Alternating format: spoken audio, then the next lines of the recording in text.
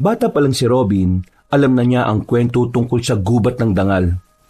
Ang kwento na sinasabing may waga at maraming nakatagong lihim. Matagal na niyang gustong alamin kung ano ang meron doon. Pero palagi siyang pinipigilan ng kanyang pagkabahala. Marami na rin kasing kwento-kwento na may taong nawawala doon. Lahat daw ng nagtangkang makapasok sa gubat ng dangal ay hindi na nakalabas pa kahit na kailan. Pero kahit na maraming masamang kwento ang gubat, hindi pa rin naaalis sa utak ng binata na sana isang araw mapatunayan niyang hindi totoong mapanganib ang nasabing kagubatan. Paulan na naman, Robin. Baka naman kung saan ka na naman gumalaan yan, ha? Nabalitaan mo naman siguro ang nangyari nitong nakaraan. Ang alin, Lo? Ay, nako. Wala ka talagang alam yung nangyari doon sa isang lalaking pumunta ng gubat kahit masamang panahon. Nitong nakaraan lang. Nung Martes. Nakidlatan yung lalaki. Ayun, lapnos. Nagawa niya pang makauwi sa kanila. Naitakbo pa siya sa ospital. Pero namatay din. Naapektuhan din kasi ang utak niya sa sobrang lakas ba naman ng kidlat eh. Sino ba naman kasing tanga magpupunta sa gubat kahit na kumikidlat? Hindi mo rin naman masisisi yung tao. Naghahanap buhay eh. Kakahanap buhay, kamatayan ang nahanap. Hindi ko isusugal ang buhay ko sa ganun. Ayoko pang makidlatan, no? Marami pa akong gusto mangyari sa buhay ko. Ay, siya nga pala. Ano ba balak mo sa buhay mo? Alam mo, nakukonsensya na ako sa mga magulang mong nasa ibang bansa eh. Tuwing makakausap ko sila sa telepono, palagi na lang ako nagsisinungaling na meron ka ng magandang trabaho. Salamat po sa pagsisinungaling. Pero hindi ko pa din alam kung anong gagawin ko eh. Bakit kasi hindi ka nalang pumunta sa Maynila? Gamitin mo yung tinapos mong kurso ng ano ba tawag dyan? XRM? Lo, HRM. Ay, oo, tama. HRM nga. Magtatrabaho naman ako eh, pero hindi pa lang ako handa. Alam niyo naman kasi na hindi yun yung gusto kong kurso eh. Kaya ngayon, hayaan niyo na muna ako magliwaliw. Liwaliw ka dyan. Paano kapag nalaman ng mga magulang mo na nagsisinungaling ako? Di ako madadali. Lagot na naman ako sa nanay mo. Hindi naman malalaman kung walang magsasabi. Ay, siya nga pala. Ano palang nangyari dun sa binabalak ng mga kumpare mo sa pagpunta dun sa gubat ng dangal? Hindi na sila tumuloy. Mga natakot eh. Bukod sa ayaw nilang makidlatan, takot sila na baka hindi na sila makalabas. Lo, total, matagal ka na rin dito sa atin, di ba? Ano ba talagang meron sa bundok ng dangal? Alam ko na may mga kababalagan dyan, pero hindi ko alam kung ano yung pinaka-kinatatakutan ng mga tao. Okay, sige. Sasabihin ko na rin sa'yo. Noong kasi, may mga naniniwala na merong dalawang magandang babae ang nagbabantay sa kagubatan. Ang sabi nila, maraming engkanto raw o diwata. Basta, sobrang ganda. Kapag daw nakaharap mo yun mawawala ka na sa sarili mo. Tapos ayun, hindi ka na makakaalis. Yan kwento lang naman, di ba? Kwento tungkol doon, sa gubat ng dangal. Ang ibig ko sabihin, paano nyo nalaman ang kwentong yan? Di ba sabi nila, wala nang nakakalabas mula doon. Kanino galing yung kwentong yan? Kinuwento lang din sa akin. Kwento lang din pala. Saan ka pupunta? Naulan na. Bibili lang po ng kape. Nakakaya naman sa'yo na ikaw lang ang meron. Gumamit ka ng payong. Mamaya magkasakit ka pa gastos na naman yan. Agad na kinuha ni Robin ang payong sa gilid ng kanilang pintuan. Hindi naman kalakasan ng ulan sa mga sandaling yon. Pero malakas naman ang hangin. Kaya ganun na lang ang higpit ng pagkakahawak niya sa payong. Tahimik na ang buong lugar nila sa mga oras na yon. 11:00 na rin kasi ng gabi. Pero buti na lang, may nag-iisang tindahan pa rin na nakabukas sa ganoong oras. At yun ay ang tindahan ng mga magulang ni Impeng. Ang kaibigan niyang mas madalas pang mag-birthday kaysa magbayad ng utang. Pabili! Pre! Pabili! Nagbabasa ka na naman siguro ng magazine na Bold, no? Uy, wag na maingay. O bakit? Gising pa ba mama at papa mo? Wala sila rito. Umalis kanina. Nakipaglamay. Di naman ako magbabantay dito kung nandito sila eh. Sarap kayang maging palamunin. Uy, kahit na wala akong matinong trabaho, kumikita ako sa pagmamasahe ko, no? Hindi naman ikaw yung sinasabi ko eh. Tinutukoy ko yung sarili ko. Defensive ka masyado eh. O ano pa bibilin mo? Gusto ko magkape. Yung puro para matapang, para kaya kang ipaglaban. Ay, teka, pwede ba dito ko na lang din inumin? Sakto yan. Para naman may kausap ako dito. Kanina pa ako buryong na buryong eh. Kawawa ka naman. Kanina ka pa pala walang kausap. Bakit ba kasi hindi ka na lang sumama sa kanila? Ayoko. Nakakatamad eh. Puro matatanda naman na nandun. Ikaw, bakit pala hindi ka pa makatulog? Kakagising ko lang kaninang 10:00, no? Dumating kasi si Lolo eh. Ayun, naalimpungatan ako. Pre, eto, seryosong tanong Naisipan mo na rin bang puntahan yung gubat na dangal? Oh, bakit mo naman naitanong? Wala naman. Narinig ko lang kasi kanina usapan ng mga lasing dyan sa tapat eh. Nagbabalak silang pumunta ron. Meron silang gustong makuha eh. Ha? Gustong makuha? Ay ano naman? Hindi ko alam. Ang sabi kasi nila, baka raw kasi maraming kayamanan dun. May nakapagsabi rin kasi na isa sa kanila, dun daw sa gubat na yon, merong bata na kakaiba ang kulay ng mga mata. Nagdadala raw yun ng swerte. Yung kaibigan daw niya, galing dun kaya alam niya yun. Ang kaso, yung kaibigan niya parang nawala sa sarili. Hindi na makaalala kung sino siya. Alam mo, sa dami ng lumalabas na haka-haka, hindi ko na alam ang paniniwalaan ko eh. Basta ako, naniniwala ako na walang masama sa gubat ng dangal. Baka ayaw lang ng mga diwata na marumihan yung gubat na inaalagaan nila. Kung sa bagay, may tama ka naman. Sana tinimpla mo muna yung kape ko, di ba? Ay, oo nga pala. Makalipas lang ang ilang minuto ay nakuha na rin ni Robin ng kanyang kape. Nagkwentuhan sila ni Impeng noong mga oras na yon. Kung ano-ano naman lang ang pinag-usapan nila. Mga walang kwentang bagay pero nagdudulot ng kasiyahan sa kanila. Matagal nang magkakilala ang dalawa. Magkababata sila. Para bang magkapatid na rin ang turingan.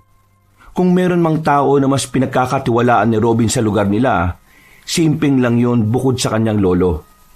Ang malas talaga. Tingnan mo, lumakas pa ulan. Ikaw yata ang malas eh. Buang, baka may bagyo lang talaga. Gusto mo, hiramin mo itong payong ko. Parang makakalas sa lakas ng hangin ang dala mo eh. Buti naman naisipan mo. Sandali, kunin ko lang. Matapos makapagkape, pinilit ni Robin na makauwi ng kanilang bahay. Hindi rin naman siya pwedeng makipagkwentuhan na magdamagan kay Impeng. Kinabukasan kasi ay meron pang magpapamasahe sa kanya. Sinuong niya ang malakas na ulan gamit ang malaking payong ni Impeng. Pag-uwi niya sa kanilang bahay, tulog na ang kanyang lolo Taning. Alam niyang pagod na pagod yun sa trabaho bilang factory worker sa bayan. Kinumutan na lamang niya ang matanda dahil malamig ang panahon. Natulog na lang din siya pagkatapos nun. Kinabukasan, nagising ka na pala. Akala ko hindi ka na humihinga eh. Lumabas ka, bili ka ng almusal. Masakit yung paa ko eh, namamagana naman. Naku, ano na naman nangyari dyan? Nasobra niya ata sa lakad. Babad yung mamaya sa maligamgam na tubig, baka nalamog lang. Lumabas na lamang ang binatang si Robin patungo sa bilihan ng pandesal. Hindi pa man siya nakakarating doon, natanaw na niyang may dalawang lalaking nag-aaway. Nang makalapit na siya, namukaan niya si Impeng. Kaaway nito ang pinsan nitong si Amboy. Agad namang siyang umawat. Pumagitna siya sa dalawa. Nang magkaroon na ng distansya ang magpinsan, nagtalakan naman ng mga ito. Sinabihan na kita eh, layuan mo si Elena, pero matigas pa rin talaga ang mukha mo. Ano magagawa ko? Siya ang kusang lumalapit eh. Bumibili siya sa tindahan. Alangan naman buhatin namin yung tindahan namin para lang maiwasan siya. Sus, kunwari ka ba? Kapag wala ka sa tindahan, ikaw lumalapit sa kanya eh. Dahil may utang siya sa akin, kaya ako siya nilalapitan. Wow, kapal na mukha. Yung maraming utang, nagpautang din. Kaya mo siya pinuutang para may dahilan kang kausapin at lapitan siya, no? Ang lala ng takbo ng utak mo. Mas malala pa sa magulo mong buhok. Ikaw nga, pabigat sa bahay eh. Kapag may bagyo, hindi liliparin ang bubong ninyo kapag nasa ibabaw ka. Kasi masyado kang pabigat. Hoy, may trabaho ka nga. Hindi ka naman gusto ni Elena. Anong sinabi mo, ha? Hindi mo alam? Hindi ka niya gusto. Kinakausap ka lang niya kasi naaawa siya sa'yo. Nakikipag-date na siya sa akin, no? Baka lang di mo alam. Hindi porke nakikipag-date na sa'yo yung tao, gusto ka na. Nahihiya lang yung taong sabihin sa'yo na tumigil ka na, no? Kasi mukha kang kawawa. Para kang basang sisiw. Ba't tarantado ka? Oo, tama na yan. Ano ba kayo? Pinag-aawayan niyo babae? Magtaka ka kapag pinag-awayan namin lalaki, no? Yang kasing sinaulong yan, alam na niyang naliligaw ako kay Elena eh. Poporma din siya. Amboy, hindi naman sa akin nakampihan ko itong si Impeng Pero manliligaw ka pa lang naman kay Elena. Wala ka pang karapatang bakuran yung tao. Kapag may ibang nagkagusto kay Elena habang nanliligaw ka, wala kang magagawa dun. Ang kailangan mong gawin, maging sport ka lang. May the best man win. Wala naman akong problema kung magkaroon ako ng karibal eh. Pero yung sinaulong yan, nagsinungaling sa akin. Dati sabi niya sa akin na kahit kailan, hindi siya magkakagusto kay Elena. Tapos ngayon, ganyan siya. Pre, totoo ba yung sinabi nito? Ha? Oo. Pambihira ka naman pala eh. Bakit ka naman kasi nagsabi ng ganun? Anong magagawa ko? Ako gusto ni Elena. Ha? Ikaw ang gusto niya? Siya ang nagsabi nun, hindi ako. Ikaw ang gusto niya? Nagsasabi ka ba ng totoo? Ikaw ba ang gusto niya? Mabuti pa. Tanungin mo na lang siya. Pag mali ako, mananahimik ako. Pero pag tama ako, umiyak ka na lang. Bakit? Bakit? Tumakbo ang lalaking si Amboy habang umiiyak. Para itong bata na pinauwi ng magulang para patulugin sa hapon. Napapailing na lamang si Robin at Impeng. Kahit ang ibang taong naroon ay hindi rin makapaniwalang ganun ang nakikita nila. Uy, ganun ba talaga yung pinsan mo na yon? Aba, ewan ko. Hindi rin naman kami close niyan eh. Lagot ka pre, pinaiyak mo. Uy, wala akong kasalanan ha. Di ko na problema kung palay na lumalapit sa manok. Galing ang gwapo mo naman palang manok. Mismo! Bumili na lamang ng almusal ang binatang si Robin. Pagbalik niya ay sabay nilang nilantakan ng pagkain. Maya-maya lang ay umalis na rin ang kanyang lolo kahit na masakit pa rin ang paa nito. At si Robin naman bilang dakilang tambay at hindi rin naman natuloy ang pagmamasahe niya sa isang customer, natulog na lamang siya maghapon. Malamig naman na kasi ang panahon noon dahil bumuhos na naman ang ulan. Dakong 6:00, napabangon ang binata nang marinig niya ang malalakas na katok sa sala. Dali-dali siyang tumayo at binuksan ang pinto. Bumungad sa kanya si Impeng na basang-basa ng ulan. Para itong nag-aalala. Oh, bakit? Ayaw ko maligo sa ulan ikaw na lang. Pre, si Amboy. O bakit? Anong meron? Binasted na ni Elena. Wow, di ang saya mo ngayon. Masaya. Hindi. Magpapatiwakal si Amboy, pre. Nakita ko siya papunta siya sa gubat ng dangal. Sabi niya sa akin, hindi na siya aalis doon. Ha? Ano? Pre, anong gagawin ko? Parang kasalanan ko na pumunta siya doon eh. Di puntahan natin siya. Ha? Di ba delikado sa gubat na yun? Haka-haka lang yun. Paano nga kung totoo? Kung totoo, di totoo. Anong gusto mo? Mamatay yung pinsan mo nang wala kang ginagawa. Kung nakokonsensya ka, sumama ka. Kinuha ni Robin ang payong sa gilid. Pero kalalabas pa lang nila ay nililipad na agad ng payong na yon. Kaya naman hindi na nila yun inintindi pa. Nagpaulan na lang din si Robin. Hindi naman kalayuan ang gubat na dangal mula sa kanilang baryo.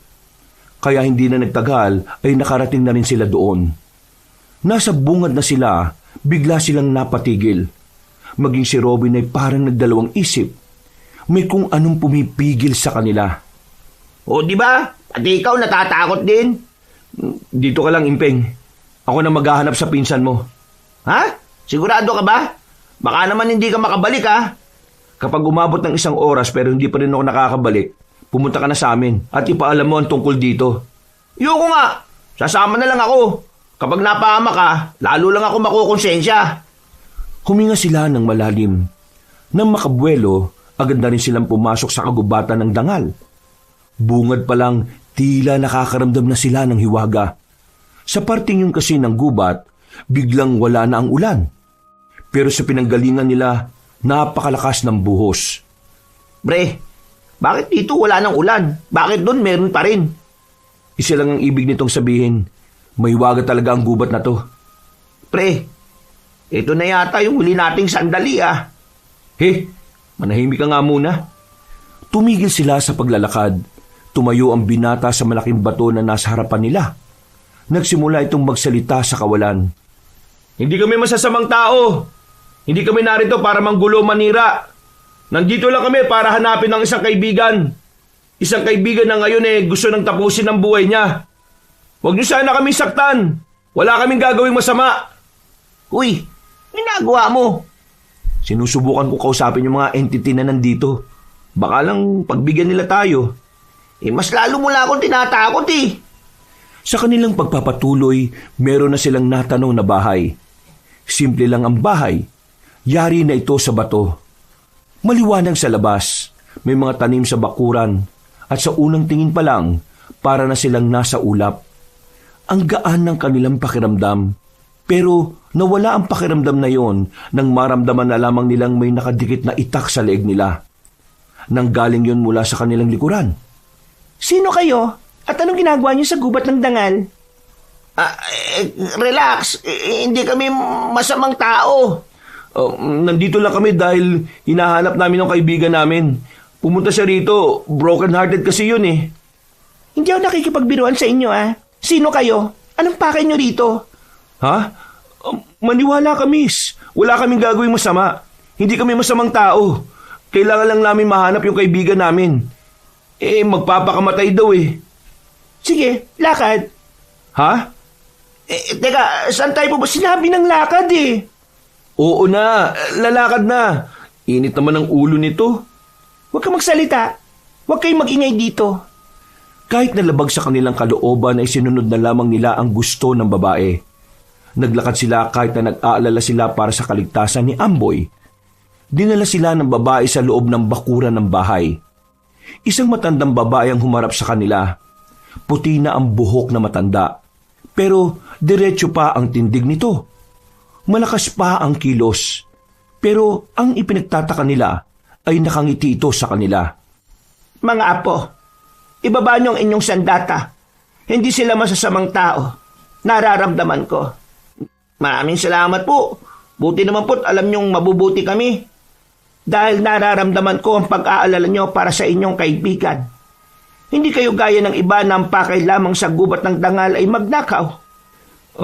Mawalang galang na po pero hindi ba kayo engkanto o maligno o aswang? Ang kwento kasi na naririnig namin Hindi kami engkanto. Hindi rin maligno. Mas lalong hindi rin kami aswang. Kami ay mga normal na tao lang. Normal na tao lang? Pero bakit kayo nabubuhay dito? Ang sabi nila, walang normal na tao ang kinakayang mabuhay dito. Lahat daw na pumapasok dito hindi na nakakalabas pa eh. Totoo naman yon. Dahil halos lahat na nagpupunta dito ay may masasamang balak. Ibig sabihin, pinapatay nyo sila? Tinataga nyo? Inaalisan ng ulo? Hindi. Naikukulong lamang naman sila. Pero makakalaya rin naman sila sa itinakdang panahon. Yung kaibigan namin, nakulong din po ba siya? Gusto po naming malaman kung nasaan siya Baka pwede nyo kaming tulungan. Hali kayo. Sumunod kayo sa akin sa loob. Pumasok sila sa loob ng bahay. Pagdating nila roon, nakita nila ang batang lalaki na kakaiba ang mga mata. Walang itim ang mga mata nito. Nakita din nila si Amboy habang nakahiga. Walang malay, at ang babaeng lalaki, tila meron itong ginagawa sa kaibigan nila. Anong nangyari sa mata niya? Anong ginagawa niya kay Amboy? At anong nangyari sa pinsan nitong kasama ko? Nakita namin walang malay ang lalaking niyang sa gilid ng ilog. May sugat siya sa noo. Parang tumama ang ulo niya sa bato. Mabuti na lang, naagapan namin. Yang batang yan ay si Damos. Ginagamot niya ang kaibigan ninyo. Pre, totoo nga. May bata rito kakaiba mga mata. Naguguluhan kami, Manang, ah.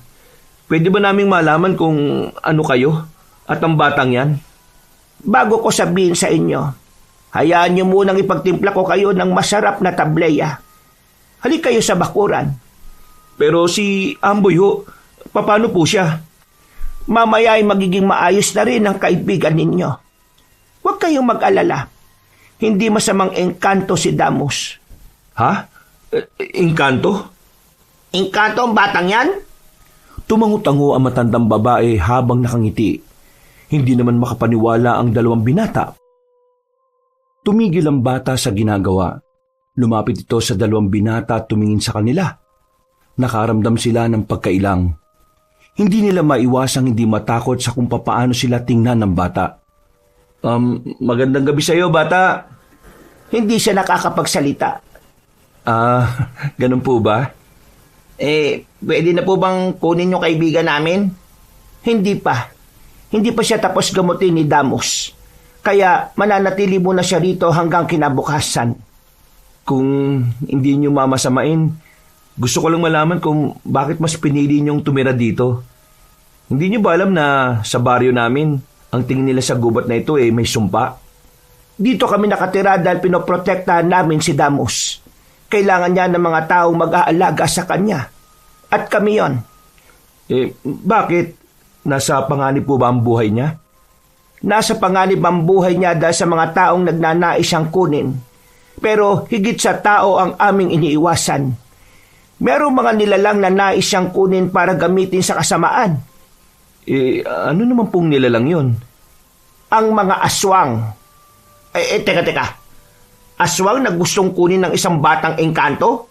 Seryoso ba to? Hindi ko pa maaaring ikwento ang lahat ng detalye. Pero tingin ko, sapat na ang mga nasabi ko sa inyo para maintindihan nyo na ang gubat ng dangal ay hindi gubat na isinumpa. Pero ang mga narinig nyo ay hindi nyo maaaring ipagkalat. Hindi maaaring malaman ng iba na merong tao na nakapasok sa loob ng gubat na ito dahil parehong manganganib din ang buhay ninyo. Kaya naman, kailangan ding malinis ang kaisipan ninyo. Ho? Ano pong ibig niyong sabihin? Kapag nagising kayo, ay kasama na ninyo ang inyong kaibigan. Nang humarap si Robin at Impeng sa babaeng nagsalita, bigla na lamang silang nakaramdam ng matigas na bagay na tumama sa kanilang batok. Kasabay nito ay nawalan na sila ng malay. Marahang idinilat ng magkaibigan ng kanilang mga mata. Napansin nilang nasa batuhan na sila. Sa gilid nila ay kasama na nila si Amboy na kababangon lang din. Anong nangyari? Bakit tayo nandito? Ikaw? Dinala mo ako dito matapos mong agawin sa akin si Elena? Hindi ko rin alam kung bakit tayo nandito, no? At pwede ba? Huwag mo nga sinisisi sa akin kung bakit ayaw sa'yo ni Elena. Kasalanan mo yan kasi hindi ka nag-aayos. Aba, mag-aaway na naman pala tayo para sa babaeng yun, ha? Sige, handang-handa ako ngayon. Hindi na kita papatulan, no? Wala rin naman mangyayari kahit na mag-aaway tayo, eh.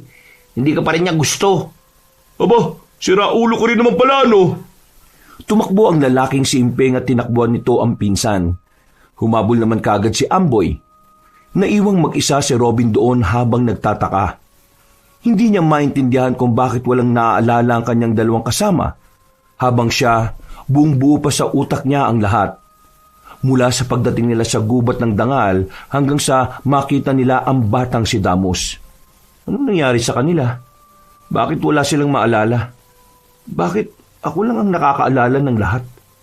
Umuwi na lamang ng bahay ang binatang si Robin. Gulong-gulo ang utak niya.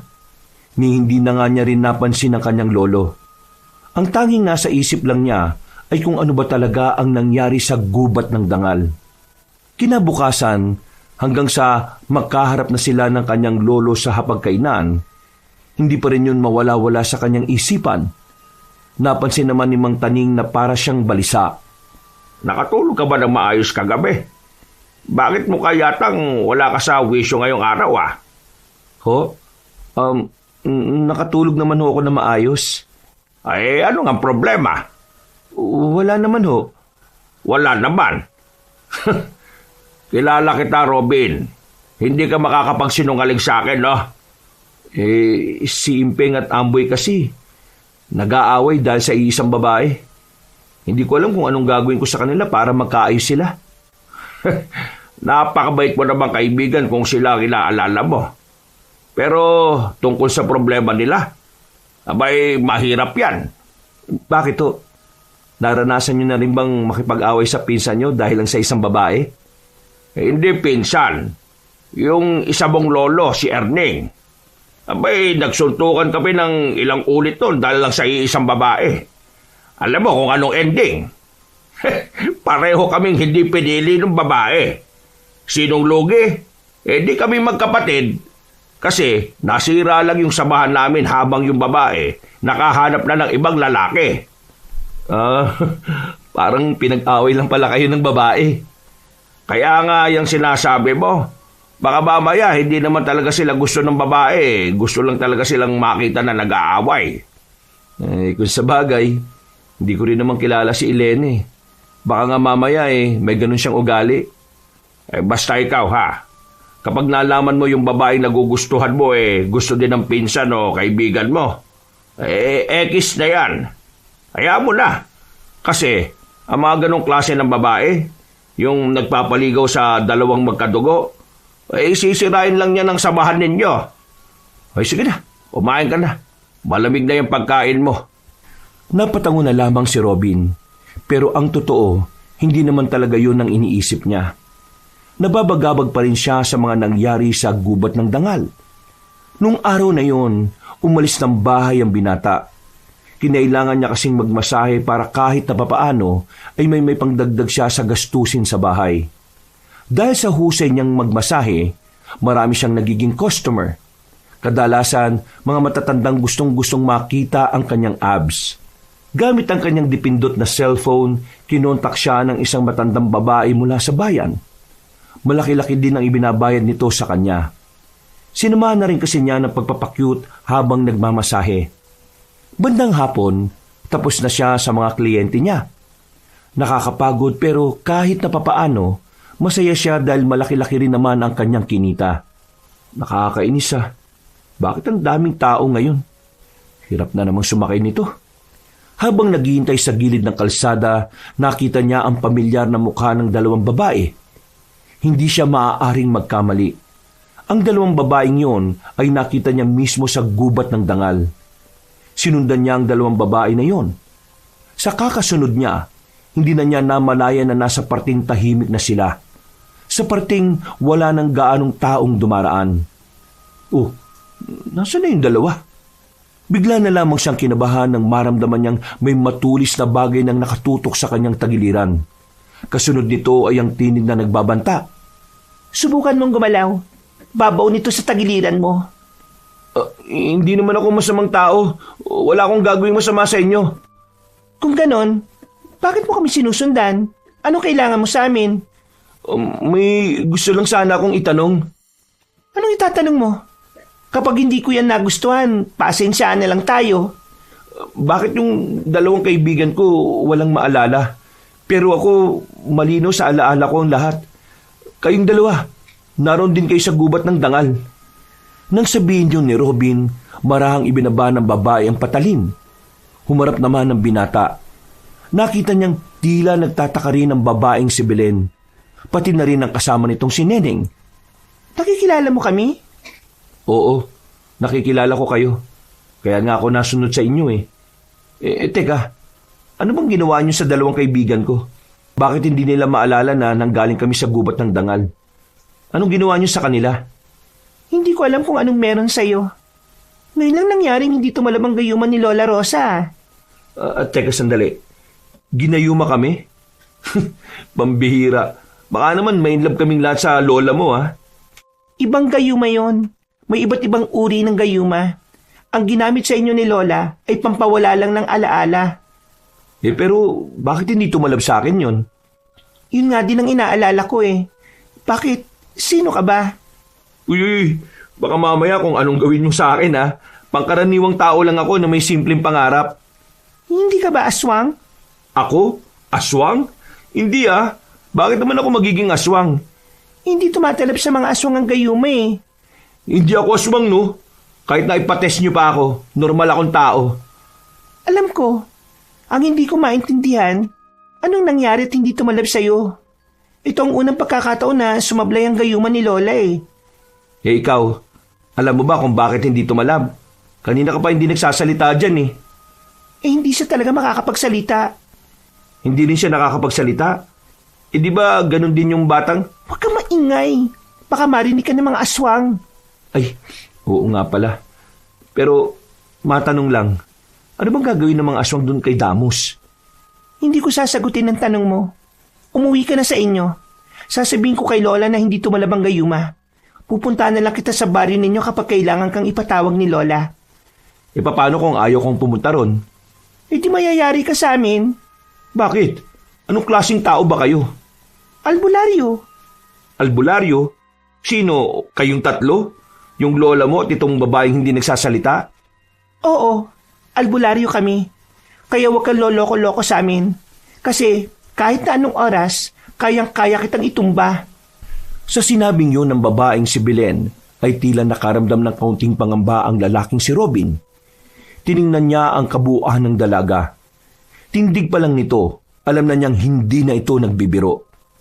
Wala ka munang pagsasabihan ng kahit na sino tungkol sa mga nalalaman mo, ha? Tandaan mo sinabi ni Lola, kapag may alam ka, delikado ang buhay mo. Dahil ba sa mga aswang? Tumango na lamang ang babaeng si Belen. Naglakad na rin palayo ang dalawang babae. Habang si Robin, naiwan pang nakatayo roon. Kinakabahan. Nangangamba para sa kanyang kaligtasan. Kahit na wala pa naman siyang nakikitang aswang, pakiramdam niya ay lumiliit ang kanyang mundo. Huminga siya ng malalim. Inisip na lamang niya na walang nangyari. Pero sa kaloob-looban niya, hiniling niya na sana nabura na lang din ang kanyang alaala. Kinagabihan. Lo, nandito na po ako.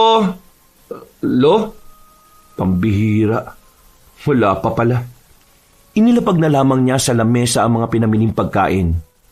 Maya-maya pa, siya na mismo ang nagluto ng kanilang hapunan. Natapos na lang niya ang lahat ng ginagawa, pero wala pa rin ang kanyang lolo. Kaya minabuti na lamang muna niyang lumabas at puntahan ng lalaking si Impeng. Kakamustahin niya ito tungkol sa kanila ng pinsan niyang si Amboy. Wala akong pera. Hindi ako dapat mong hingan. Hingan mo yung mga politiko mayayaman, no? Sila ang may pera kasi puro kurakot. Isang lalaki kasi ang sumusunod sa kanyang paglalakad. Hindi naman madungis ang lalaki, pero ang suot nito ay kagaya ng mga suot ng mga pulubing namamalimos sa bayan. Kaya inakala niya ay kasama nito ang mga pulubing yun. Ang kulit mo. Sinabi nang wag mo akong sundan eh. Wala akong dalang pera dito, no? Binilisan na lamang ni Robin ang kanyang paglalakad. Paglingon niya sa kanyang likuran, laking pagtataka niya nang hindi na niya yun nakita. Bigla na lamang nawala na parang bula. Napaisip ang lalaki. Natawa na lamang siya nang akalain niyang multo ang lalaking yun. Simping ang bantay sa tindahan na makarating na rin siya roon. O pre, anong meron at narito ka? Kung makatanong ka, parang hindi ako nagpupunta dito nang walang kailangan, ah. Baka nakakalimutan mo, ha? Ikaw ang may utang sa akin. Ito naman, masyadong seryoso. Nandito lang ako para tanungin ka kung kumusta na kayo ni Amboy. Ayun, galit pa rin siya sa akin. Ayaw pa rin niyang tanggapin na hindi siya ang gusto ni Elena. Ano bang sabi sa'yo ni Elena? Ang huling sabi niya sa akin nung magkausap kami kahapon, gusto niya raw ako at ako ang pipiliin niya. Pero kanina nung puntahan ko siya sa kanila, hindi ko naman siya nakausap. Sabi ng mga kapatid niya, hindi pa raw umuwi. Hanggang ngayon, wala pa rin sa kanila. Walang balita. Nag-aalala na nga ako eh. Pre, payong kaibigan lang ha. Huwag mong hayaang masirang samahan niyo ni Amboy para lang sa isang babae. Anong samaan? Mga bata pa lang kami, hindi na kami magkasundo nun, no? Kahit pa, magkadugo pa rin kayong dalawa. Maiba na lang tayo ng usapan. Nakakainis lang yan eh. Pero pre, ano bang ginagawa natin sa ilog kagabi nung magising tayo? Hindi ko talaga maalala kung ano nangyari. Ha? Hindi mo maalala? Paano? Puro ka kasi alak. Ang lakas-lakas yung uminom dalawa ni Amboy. Ha? Nag-inom tayo ron? Kasama si Amboy? Oo. Buwang ka ba? Di ba kayo nga ang nagyaya? Ang sabi nyo kasi, mag-uusap lang kayo ng maayos tungkol kay Elena. Pero, naparami yata yung inom natin eh. Dahil humaba ng humaba usapan nyo. At sa ilog pa talaga tayo nag-inom?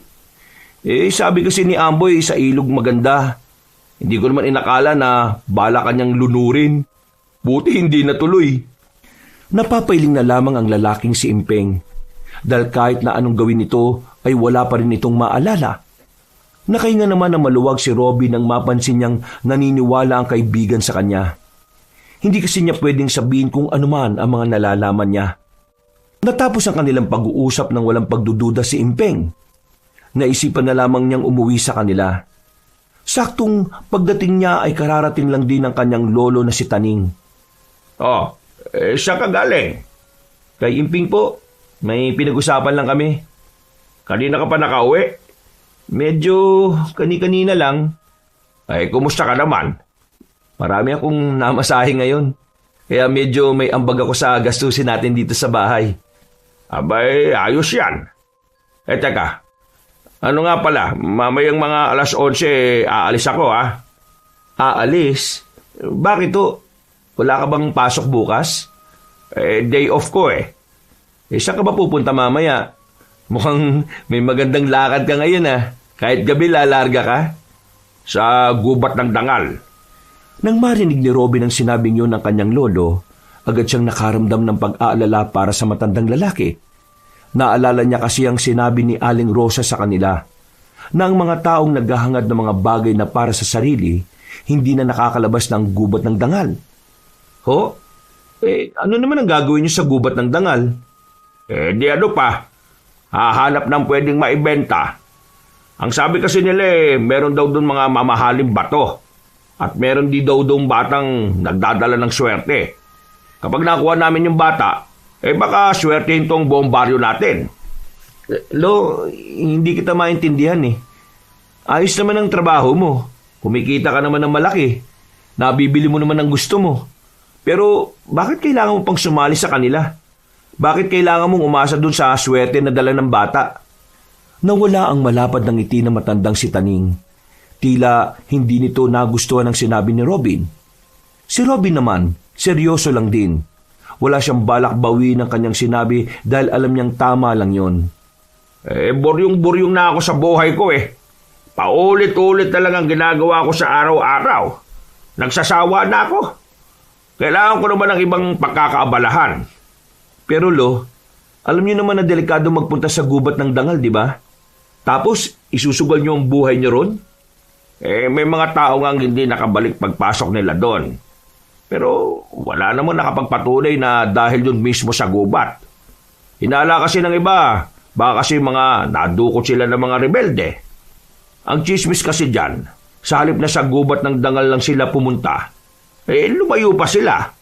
Kaya yon, hindi na sila nakabalik. Lo, delikado. Huwag ka nang sumama sa kanila. Robin, matanda na ako. Gusto ko naman na bago man lang ako mawala sa mundong ito may nagawa akong kakaiba sa buhay ko. Hindi mo ako maintindihan kasi bata mo pa Ang dami mong pang pwedeng gawin. Kami, matatanda na. Wala. Kaya, hayaan mo na lang ako. Ipagdasal mo na lang na sana walang mangyaring masama sa amin. Hindi na lamang nagsalita pa ang lalaking si Robin. Ayaw naman din kasi niyang magkaroon pa sila ng pagtatalo ng kanyang lolo. Kilala niya ang matanda. Kapag meron itong gawin, kapag meron itong gustong gawin, kahit na sinong kumontra ay wala ring magagawa. Makatapos kumain, nagtungo na lamang ang lalaki sa kanyang silid. Nakatitig lang siya sa kisame. Iniisip pa rin niya ang mga nangyayari. Lalong-lalo na ang mga sinabi ni Belen at ng matandang si Rosa. Biglang pumasok sa isipan niya ang aswang. Napapaisip siya kung ano nga bang papel ng mga aswang sa buhay ng batang si Damus. Kalaunan, nakaidlip na ang binata. Pero Nagising siya nang biglang pumasok sa kanyang panaginip ang mababangis na aswang. Sa kanyang panaginip, hinahabol siya ng mga yon. Pinagbabantaan. Gusto siyang lapain at paslangin.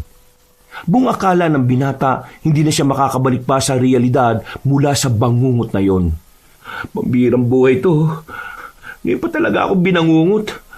Bakit kaya bigla na lang pumasok ang mga aswang na yun sa panaginip ko? Napalingon siya sa bintana. Malakas na naman ang ulan. Dinampot niya agad ang cellphone na di-keypad. Nagbasa siya ng unang mensahe mula kay Impeng. Napabangon siya. Nawala ang kanyang antok. Hindi makapaniwala sa nabasa. Agad siyang tumakbo. Ano nangyari sa'yo? Bakit parang natataranta ka? Dumamba rito si Impeng kanina? Oo, hinahanap ka. Ang sabi ko tulog ka pa. Mga alas 6 siguro yon. Anong oras na po ba? Alas 10. Tanghali na. Mukha lang hindi kasi ang lakas nga ng ulan. Bakit ba? Lo, naalala mo yung pinag-aawayang babae ni Impeng at Amboy? Oo, bakit? Patay na yun. Ha? Patay na? Bakit? Anong nangyari? Sabi sa text ni Impeng, natagpuan daw si Elena sa may ilog na wala ng buhay. Maraming sugat sa katawan at butas daw yung bandang leeg. Ang chismis pa nga raw sinipsip daw yung dugo niya. Kasi putlang-putla at payat si Elena nang matagpuan Sino naman kaya ang gagawa ng ganon? Hindi ko alam. Kaya kailangan ko makausap si Impeng. Baka marami siyang maikwento sa akin. Teka, sandali. Bakit parang concern na concern ka sa nangyari? May gusto ka rin ba doon sa babae? Pambihira naman kayo, Lo. Siyempre nag-aalala ako doon kay Impeng. Baka mamaya kung anong gawin sa sarili niya. Gusto niya rin kasi si Elena Baka hindi niya kayanin yung nangyari. Kung sa bagay. O sige, kunin mo yung malaking payong. Puntahan mo yung kaibigan mo. Hindi na nagsayang ng oras ang binatang si Robin. Nagmamadali siyang tumungo sa tindahan ng binata. Pero nang dumating siya roon, ay tanging magulang lamang ni Impeng ang kanyang inabutan. Lumabas daw ng bahay ang lalaki at hindi pa nakakabalik mula nung alas 8. Naglalakad na siya pabalik ng kanilang bahay. Basang-basa na rin siya ng ulan dahil malakas din ang hangin. Nakasalubong niya ang lalaking si Impeng. Nasa maayos na kaisipan pa naman, pero bakas na bakas sa mukha ang takot. Sumiling na muna sila sa waiting shed. Kanina pa kita hinahanap, pre, pero hindi kita makita. Saan ka ba nagpunta? Ba nangyari? Nabasa ko yung message mo, pre. Wala na si Elena Pinatay na siya, pre. Aswang ang pumatay sa kanya. Ha? Aswang? Sigurado ka ba? Paano mo naman nasabi na aswang yun? Kagabi, tinawagan niya ako. Ang sabi niya, may sumusunod daw sa kanyang lalaki. Sabi niya, hold upper. Pero bigla na lang niyang sinabi na halimaw daw yung muka. Tapos, aswang daw. Ayun, naputol na yung usapan namin nang mabasa na ng ulan yung cellphone niya. Hindi ko na siya naririnig Tapos, kaninang umaga, doon ko na nabalitaan na wala na siya. Nasabi niya ba sa'yo kung anong itsura ng lalaki nung hindi pa nagpapalit ng anyo? Yung itsura o muka, hindi niya nasabi. Ang sabi niya lang sa akin, yung suit daw ng lalaki, parang kagaya ng suit ng mga palaboy o pulubi sa bayan. Ha?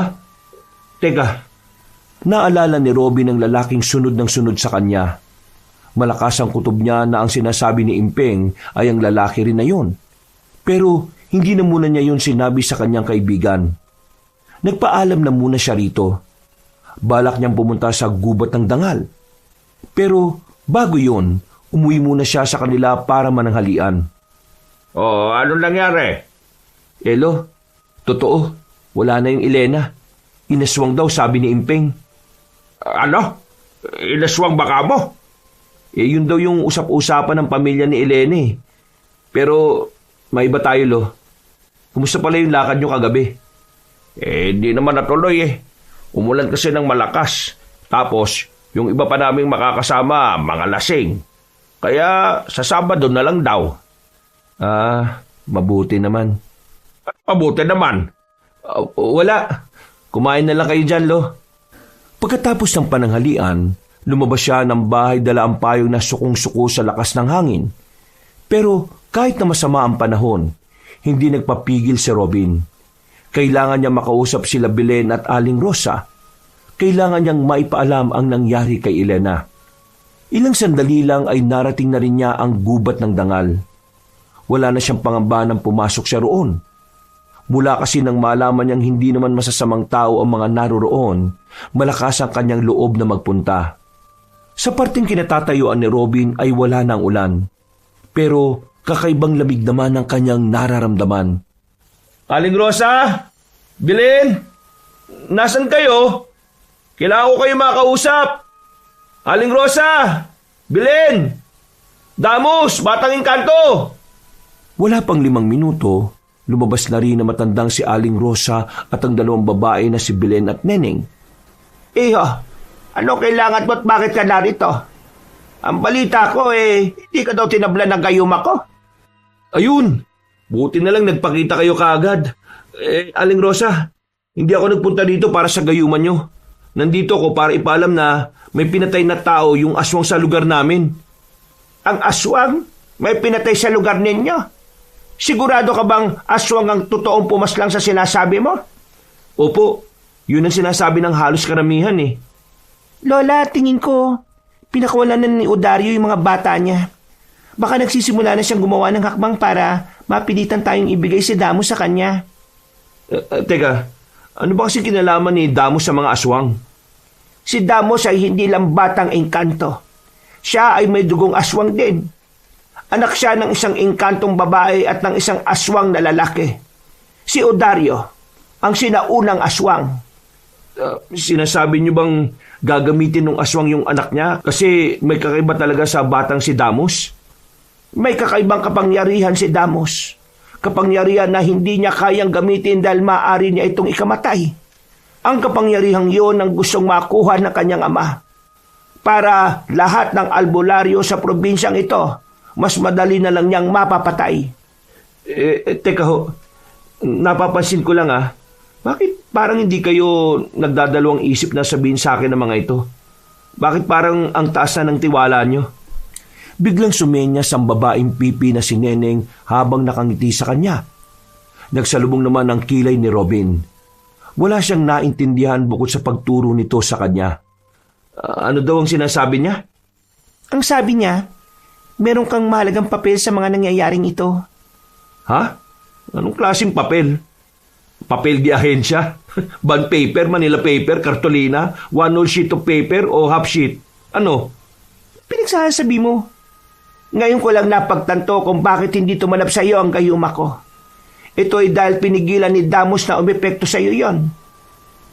Bakit? Bakit niya naman gagawin yun? Dahil ikaw ang nakikita niyang maaaring gumamit ng kanyang kapangyarihan. Ho? Ikaw ang lalaban sa mga aswang gamit ang kapangyarihan na tinataglay ni Damos. Teka sandali lang. Anong ako? Simpleng tao lang ho ako. Wala sa isip ko yung sinasabi niyo, no? Hindi pa nga ako nakakakita talaga ng aktual na aswang eh. At isa pa, kaya ko lang naman pinapaalam sa inyo kasi gusto ko lang din naman humingi ng tulong sa inyo. Na baka meron kayong magawa para mapuksa yung pumatay dun sa babae. Una pa lang, trabaho na talaga namin ang kalabanin ng mga aswang. Pero hindi kami sasapat kung si Odario na ang makakaharap namin. Kaya naman, ngayong nakahanap na si Damos ng taong mapagkakatiwalaan niya, mas malaki na ang tsansa na matalo ang mga aswang. Naku, pambira naman buhay to. Parang nitong nakaraan lang nagmamasahe lang ako. Ngayon, makakaroon ako ng kapangyarihan. Wow ha! Ikaw ang liwanag. Ay, anak ng kabayo! Nagulat siya sa biglang paglitaw ng batang si Damos sa gilid niya. Kahit sila Aling Rosa ay nagtataka rin. Nakilala kasi nila ang batang yon na hindi nakakapagsalita. Lumapit agad si Aling Rosa kay Damos. Damos, nakakapagsalita ka na? Opo, Lola. Natutunan ko lang pong magsalita kanina.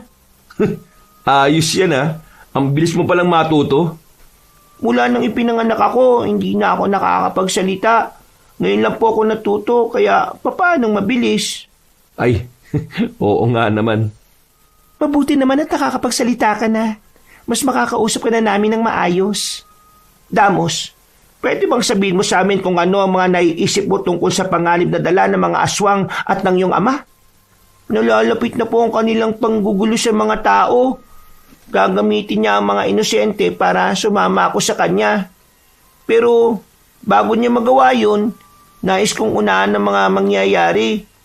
Kuya Robin, tulungan mo po ako. Tulungan mo akong hindi mapunta sa tatay ko. Tulungan niyo ako maprotektahan hindi lamang ang sarili ko, pati na rin ang mga taong walang kamalay-malay.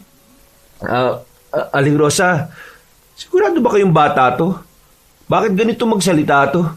Parang mas matanda pa sa lolo ko eh. Kuya Robin, kapag hindi mo ako tinulungan, marami ang mapapahamak. At nangungonsensya ka pa talaga. Ikaw lang ang may busilak na puso ang karapat-dapat na gumamit ng kapangyarihan ko. Bakit hindi na lang yung kaibigan ko? O kaya yung ginamot mo, si Amboy? Robin, ang mga pinipili ni Damos ay mga taong walang galit sa puso. Sa ngayon, alam mong may puot sa kalooban ng kaibigan mo dahil sa pagkawala ng babaeng minamahal niya. Ganon din naman ang isa pang lalaki na karibal niya naman.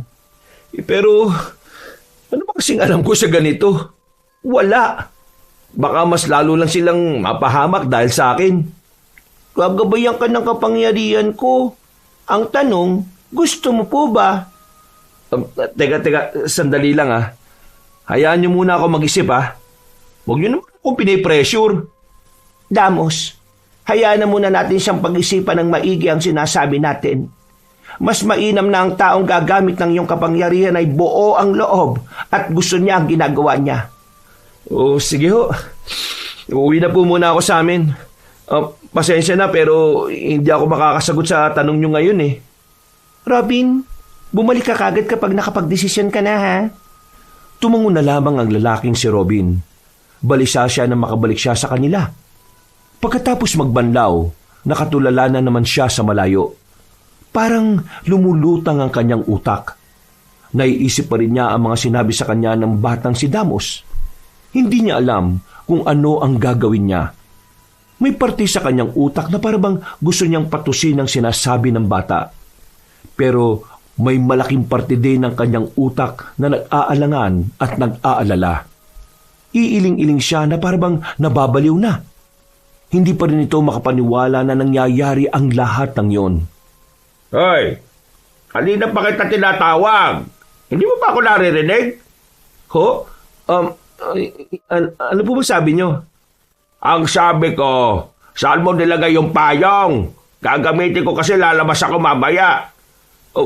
Wala na ho yung payong eh. Nasira na hulo, kaya tinapon ko na. Ay, pambihira. Kabibili ko lang nung nakaraang taon yun ah. Ho?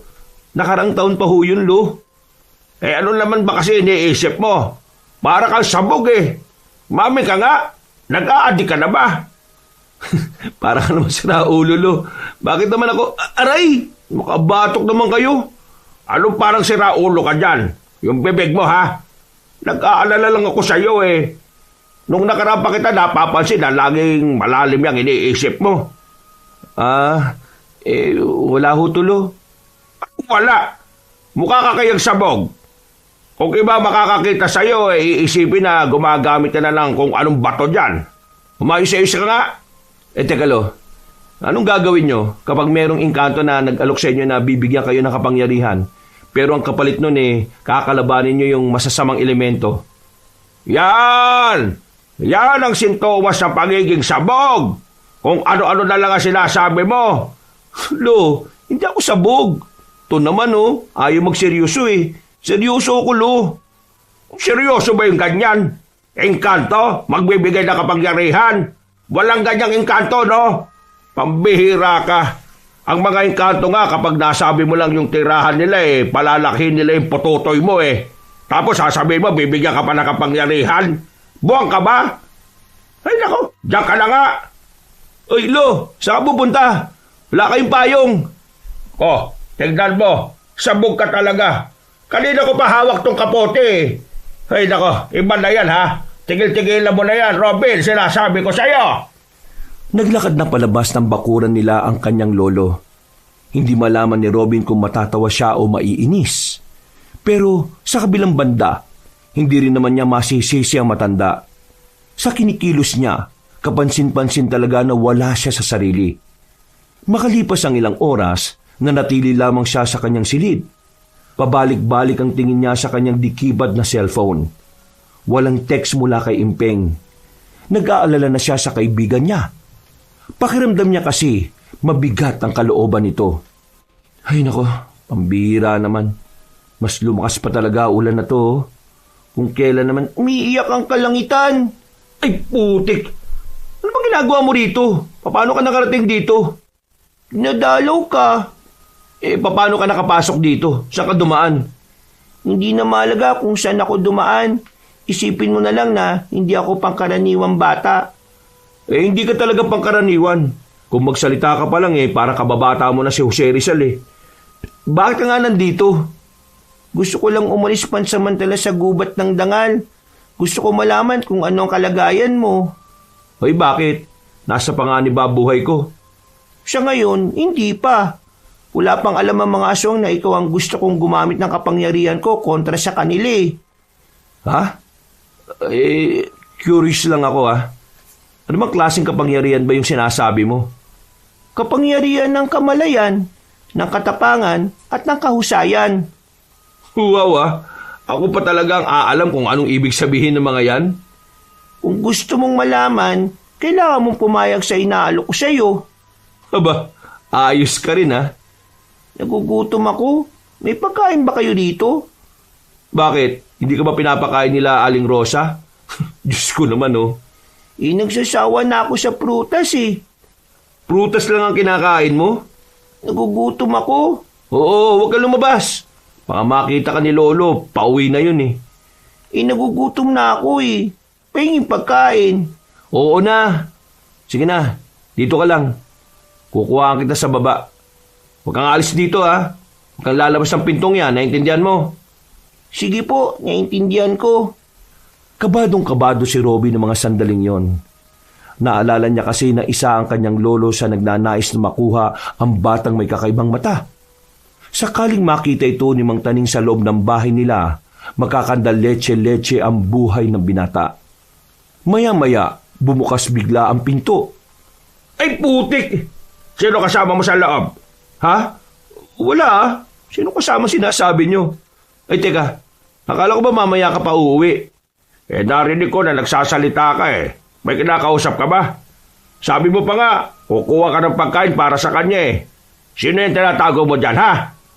Ano naman? Kayo yata ang sabog Wala akong kinakausap mag-isa lang ako sa kwarto ko.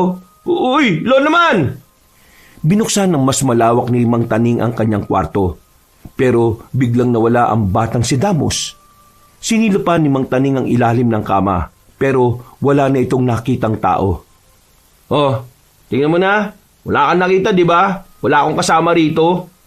Yun na nga kinababahala ko Wala kang kasama rito, ibig sabihin nagsasalita ka na mag-isa. Nababaliw ka na ba? Wala nga akong kinakausap kanina. Di rin ako nagsasalita. Kumakanta lang ako. Ano bang tengang meron kayo? Hoy, wag mo akong niloloko ha. Narinig kong may kinakausap ka kanina, hindi yung guni-guni. Mami ka nga sa akin. Uminom ka na naman ba ng sleeping pills kagabi kasi di ka makatulog? Ha? Oo hirap ako makatulog Yan ang sinasabi ko sa inyo. Pinagbabawalan na kitang uminom niya kasi di na siya akma sa edad nyo Paano kung hindi na kayo magising? Tingnan mo nangyayari ngayon. Iba ang side effect Nakakarinig ka ng mga bagay na hindi naririnig ng normal na tao. Ngayon ako ang baliw. Hindi naman. Ang sinasabi ko lang, yung side effect ng iniinom mo parang nakakarinig o nakakakita ka ng mga hindi naman dapat. Ano bang tawag sa ganun? Basta, dahil lang talaga sa iniinom ko kaya ako nakakarinig ng ganon. Oo naman, Lo. Di ba sinabihan ka na nga rin ng doktor nung nakaraang buwan pa? At pareho kami ng sinabi, di ba? Tumango-tango ang matanda. Mukha naman itong naniwala kaya kahit na papaano ay nakahinga na rin ng maluwag ang binata. Buong akala niya ay makikita na ng kanyang lolo si Damos. Laking pasalamat niya nang umayon sa kanya ang sitwasyon. Hindi ko na pala dapat iniinom yun no? Ay, siya nga pala. Nakita ko kanina yung babaeng si Elena. Yung nililigawan ng magpinsan. Dumating na kanina. Nakakabaong na eh. Nako, kawawa. Basang-basa ng ulan yung kabaong. Yung mga nagbubuhat kasi hindi marurunong eh. Di man lang pinayungan. Pupunta ako ron sa unang lamay. Nandun ang mga kumpare ko eh. Inaanak daw nila si Elena. Nako, kawawa naman si Elena. Aswang araw yung pumatay sa kanya. Kaya ikaw mag-iingat ka. Baka mamaya mabiktima ka rin. Paano? Dito na muna ako sa kwarto ko. Magpapahinga lang ako. Maaga pa, pasok ko bukas eh. Sige po, Lo. Yung sinasabi ko huwag na kayong iinom ng sleeping pills. Baka kapag nagising ka na si San Pedro na yung kalaban mo sa sabong. Sira ulo! Nang makababa na ng hagdan ng kanyang lolo, muli siyang bumalik sa kanyang silid. Wala na ang batang si Damos. Hindi niya alam kung paanong nakalis ang batang yon. Pero pinagpalagay na lamang niya na kasama yon sa pagiging engkanto ng bata. Kinabukasan ng gabi, tumigil na rin ang malakas na ulan. Paambon-ambon na lang nang pinuntahan niya si Impeng. Sabay silang makikilamay sa unang burol ng dalagang si Elena. O ano? Ayos ka lang ba talaga? Oo, ayos lang ako. Tanggap ko naman ng wala na si Elena eh. Pero galit pa rin ako sa mga aswang na gumawa sa kanya nun. Ay nako, kapag nakita ko yun, papatayin ko yun. O sige na, tara na pre. Teka, sandali lang. Punta natin si Amboy. Hindi ko pa nakikita lumalabas yun eh. Sigurado ako na nasaktan din yun sa nangyari. Ayos na ba kayong dalawa? Hindi pa. Pero palagay ko, kailangan niya na tayo ngayon. Yung pamilya niya, walang pakialam yun sa kanya eh. O sige, puntahan natin. Sabay nang naglakad ang dalawa. Ilang sandali lang ay narating na rin nila ang tirahan ng binatang si Amboy. Nakita nila si Amboy na nakaupo sa gilid ng bahay. Nakayuko. Tila wala sa sarili. Nilapitan nila ito. Marami itong nag-angat ng tingin. Pagkakita nito sa kanila, bigla na lamang itong umiyak. O pre, Amboy, kalma. Kasalanan ko lahat eh. Kasalanan ko kung bakit siya nawala eh. Wala akong kwenta. Ano bang sinasabi mo? Paano mo naging kasalanan? Bakit? Ikaw ba yung aswang? Kung nagkaroon lang ako ng lakas ng loob na iligtas siya, nandito ba sana siya? Hindi sana siya napatay ng aswang. Oo, nandun ako. Nakita ko sa hinahabol ng lalaki. Sinundan ko sila eh. Pero nung makita ko yung mukha ng lalaking yun, hindi ako nakagalaw. Wala akong nagawa. Hindi ko na nailigtas si Elena. Nanigas ako sa kinatatayuan ko eh. Habang papalayo sila. Wala akong kwenta. Napakaduwag ko. Wala akong karapatan na mahalin siya. Wala akong kwenta. Dapat lang to sa akin. Ito pa. Uy. Huwag mo saktan ang sarili mo. Tigilan mo yan. Uy, Amboy. Bitiwan mo yung bato na yan Bigyan mo sa akin yan. Para kang gago Pupukpukin ko na lang tong ulo ko para makalimutan ko na tong lahat ng ito. Papatayin ako ng konsensya ko eh. Huwag niyo na akong pigilan. Hoy, makinig ka. Walang naninisi sa'yo, no? Hindi mo kasalanan yun. Kung meron mang dapat sisihin dito, yung aswang yun, hindi ikaw. Pero wala akong ginawa eh. Ang hina ko. Nadala ako ng takot ko. Hindi mo kasalanan na gano'n ang tugon ng katawan mo sa nakita mo. Tao ka lang din eh. Nakakaramdam na matinding takot at pagkataranta. Kung di mo man siya nailigtas dahil hindi ka nakagalaw, hindi mo dapat sinisisi ang sarili mo. Alam ni Elena na sinubukan mo siyang tulungan pero sadyang hindi umayon yung sitwasyon sa'yo, no? Pinagsasasampal ni Impeng na malakas ang mukha ni Amboy para matauhan ito. Inawat na lamang ito ni Robin nang mapansing nahilo ang binata. Nanlalaki mga mata ni Amboy dahil hindi ito makapaniwalang gagawin yun ni Impeng. Nakahawak pa ito sa pisngi. Tama na pre. Baka mamaya ito naman ang sumunod kay Elena sa lakas ng sampal mo eh. Amboy, maayos ka. Tingin mo ba na matutuwa si Elena kapag nalaman niyang nakakaganito ka? Tatagan mo. Sa halip na nag-iiyak ka dyan. Bakit hindi ka nalang umisip ng paraan para maiganti natin si Elena? Sinasabi mo bang kakalabanin natin yung aswang na yun? Oo, yun lang naman ang paraan para mapatay ang aswang na yun eh. Gagawin ko lahat para mapatay ang aswang na yun at makaganti tayo para kay Elena. Impeng, sigurado ka ba nakakalabanin mo ang aswang? Walang dahilan para maduwag ako eh. Hindi ako papayag na hindi ko makuha ang hustisya para kay Elena. Ikaw, Amboy, sabi mo sa akin ngayon, sasama mo ba ako sa laban na to? Ha? Hindi ko alam. Hindi ko alam ang gagawin ko. Huwag mo ako tanungin ng ganyan, oh. Pre, hayaan mo muna si Amboy. Magulo pa utak niyan. Okay, sige. Pag-isipan mo na muna. Pero, sasama ka ba ngayon? Unang gabi ng burol ni Elena eh. Ayoko. Dito lang ako sa amin. Hindi ko kayang umarap sa kanya. O, di sige. Ikaw bahala. Pero, Amboy, wag kang gagawa ng hindi maganda lalo na sa sarili mo. Tatagal mo. Kukunin pa natin yung hustisya para sa babaeng mahal natin. Nang mapakalma na nila si Amboy, umalis na rin sila roon. Habang naglalakad sila, tumigil si Impeng. Tumingin ito ng seryoso kay Robin. Oh, bakit? Samahan mo ako.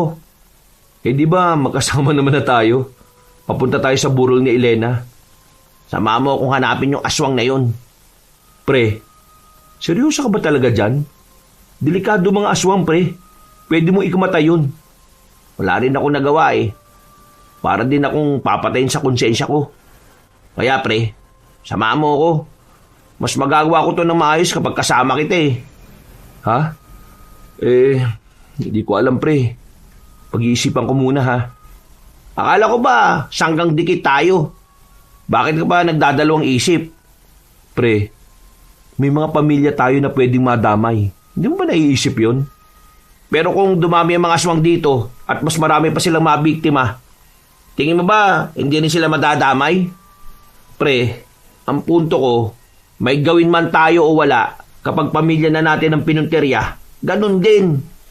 Mas maigi nang may gawin tayo kaysa tumunganga at mag-abang kung sino yung susunod na mamamatay.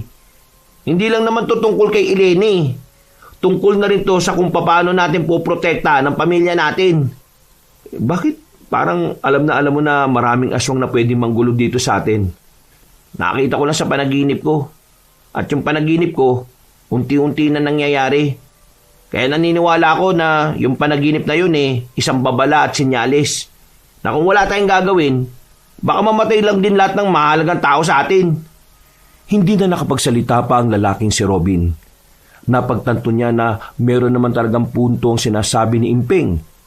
Bagay na unti-unti nang nagtutulak sa kanya para isipin ang alok ng batang si Damos. Hanggang sa makarating na sila sa burol ni Elena ay nagtatalo pa rin ang kanyang utak kung tama bang pumahayag na siya. Naguguluhan siya. Meron pa rin parte ng kanyang sarili na tila ba nag-aalangan sa tungkulin na ipapasan niya. Kanina ka pa hindi nagsasalita. Anong iniisip mo? Di yung sinasabi mo. Huwag mo na masyadong isipin yun, no? Hindi naman kita pipilitin kung ayaw mo eh. Basta ako, buo na loob ko. Kung ano man ang magagawa ko, gagawin ko. Tama naman yung mga sinabi mo, Imping eh. O edi, sasamahan mo na ako. Oo. Pero, patapusin na muna natin yung burol ni Elena. Yan ang gusto ko sa iyo eh. Hindi mo ako iniiwan eh. Nag-akbayan na lamang ang dalawa. Makalipas ang ilang araw, sumapit na ang araw ng Sabado, ang araw na kung kailan ililibing na ang babaeng si Elena. Sa oras na ito, nasa katinuan na ang utak ni Amboy. Nahimasmasan na ito. Simping naman, hindi pa rin nawawala ang galit nito sa mga aswang. Habang si Robin handang-handa nang bumalik sa gubat ng dangal para tanggapin ang kapangyarihan na sinasabi ni Damos. Pagkatapos ng libing, tumungo na agad si Robin sa gubat ng dangal. Kinagabihan, 10:00 na ng gabi noon, kampante siyang walang nakasunod sa kanya kaya dire-diretso lang siya. Damos! Nasaan ka? Nandito na ako! Tinatanggap ko na yung sinasabi mo! Walang tumutugon sa kanya. Kaya naglakad-lakad pa siya hanggang sa marating na nga niya ang bahay nila Aling Rosa. Inabutan niyang naroon na maglolola. May niluluto sa bakuran. Agad namang siyang lumapit. Aling Rosa, Belen, Neneng, nandito na ako. Nasaan si Damos? Mabuti naman at nakapagdesisyon ka na rin, Damos. Nandun siya sa loob, hinihintay ka. Maraming salamat, Robin. Gagawin ko to kasi gusto kong protektahan ng pamilya ko at para na rin kay Elena. Ano man ang dahilan mo, ang mahalaga, makakasama ka na naming lumaban. Sige na, pumasok ka na sa loob. Hinihintay ka na ni Damos. Pumasok siya sa bahay. Inabutan niya si Damos na nakaupo sa sahig. May nakalatag ng telang itim at may mga kandilang nakapalibot sa bata. Mabuti naman at naisip mo na rin kung ano ang tama, Kuya Robin. Kung tatawagin mo akong kuya, pwede ba gumamit ka na rin ng po at opo? Batang to. Muntik mo pa nga ako ipahamak nung nakaraan eh. Ano ba yung ginagawa mo? Sinisimulan ko na ang orasyon. Orasyon saan? Orasyon para sa pagpapasa ko ng kalahati ng kapangyarihan ko sa iyo. Bakit kalahati lang? Tumawad pa. Mamamatay ako kapag binigay ko sa iyo lahat eh. Bakit ba kasi hindi na lang din ikaw yung gumamit niyan? Ang kapangyarihan na meron ako ay minana ko pa sa aking ina. Ang kapangyarihan na pangontra sa aswang. May dugo kong aswang eh.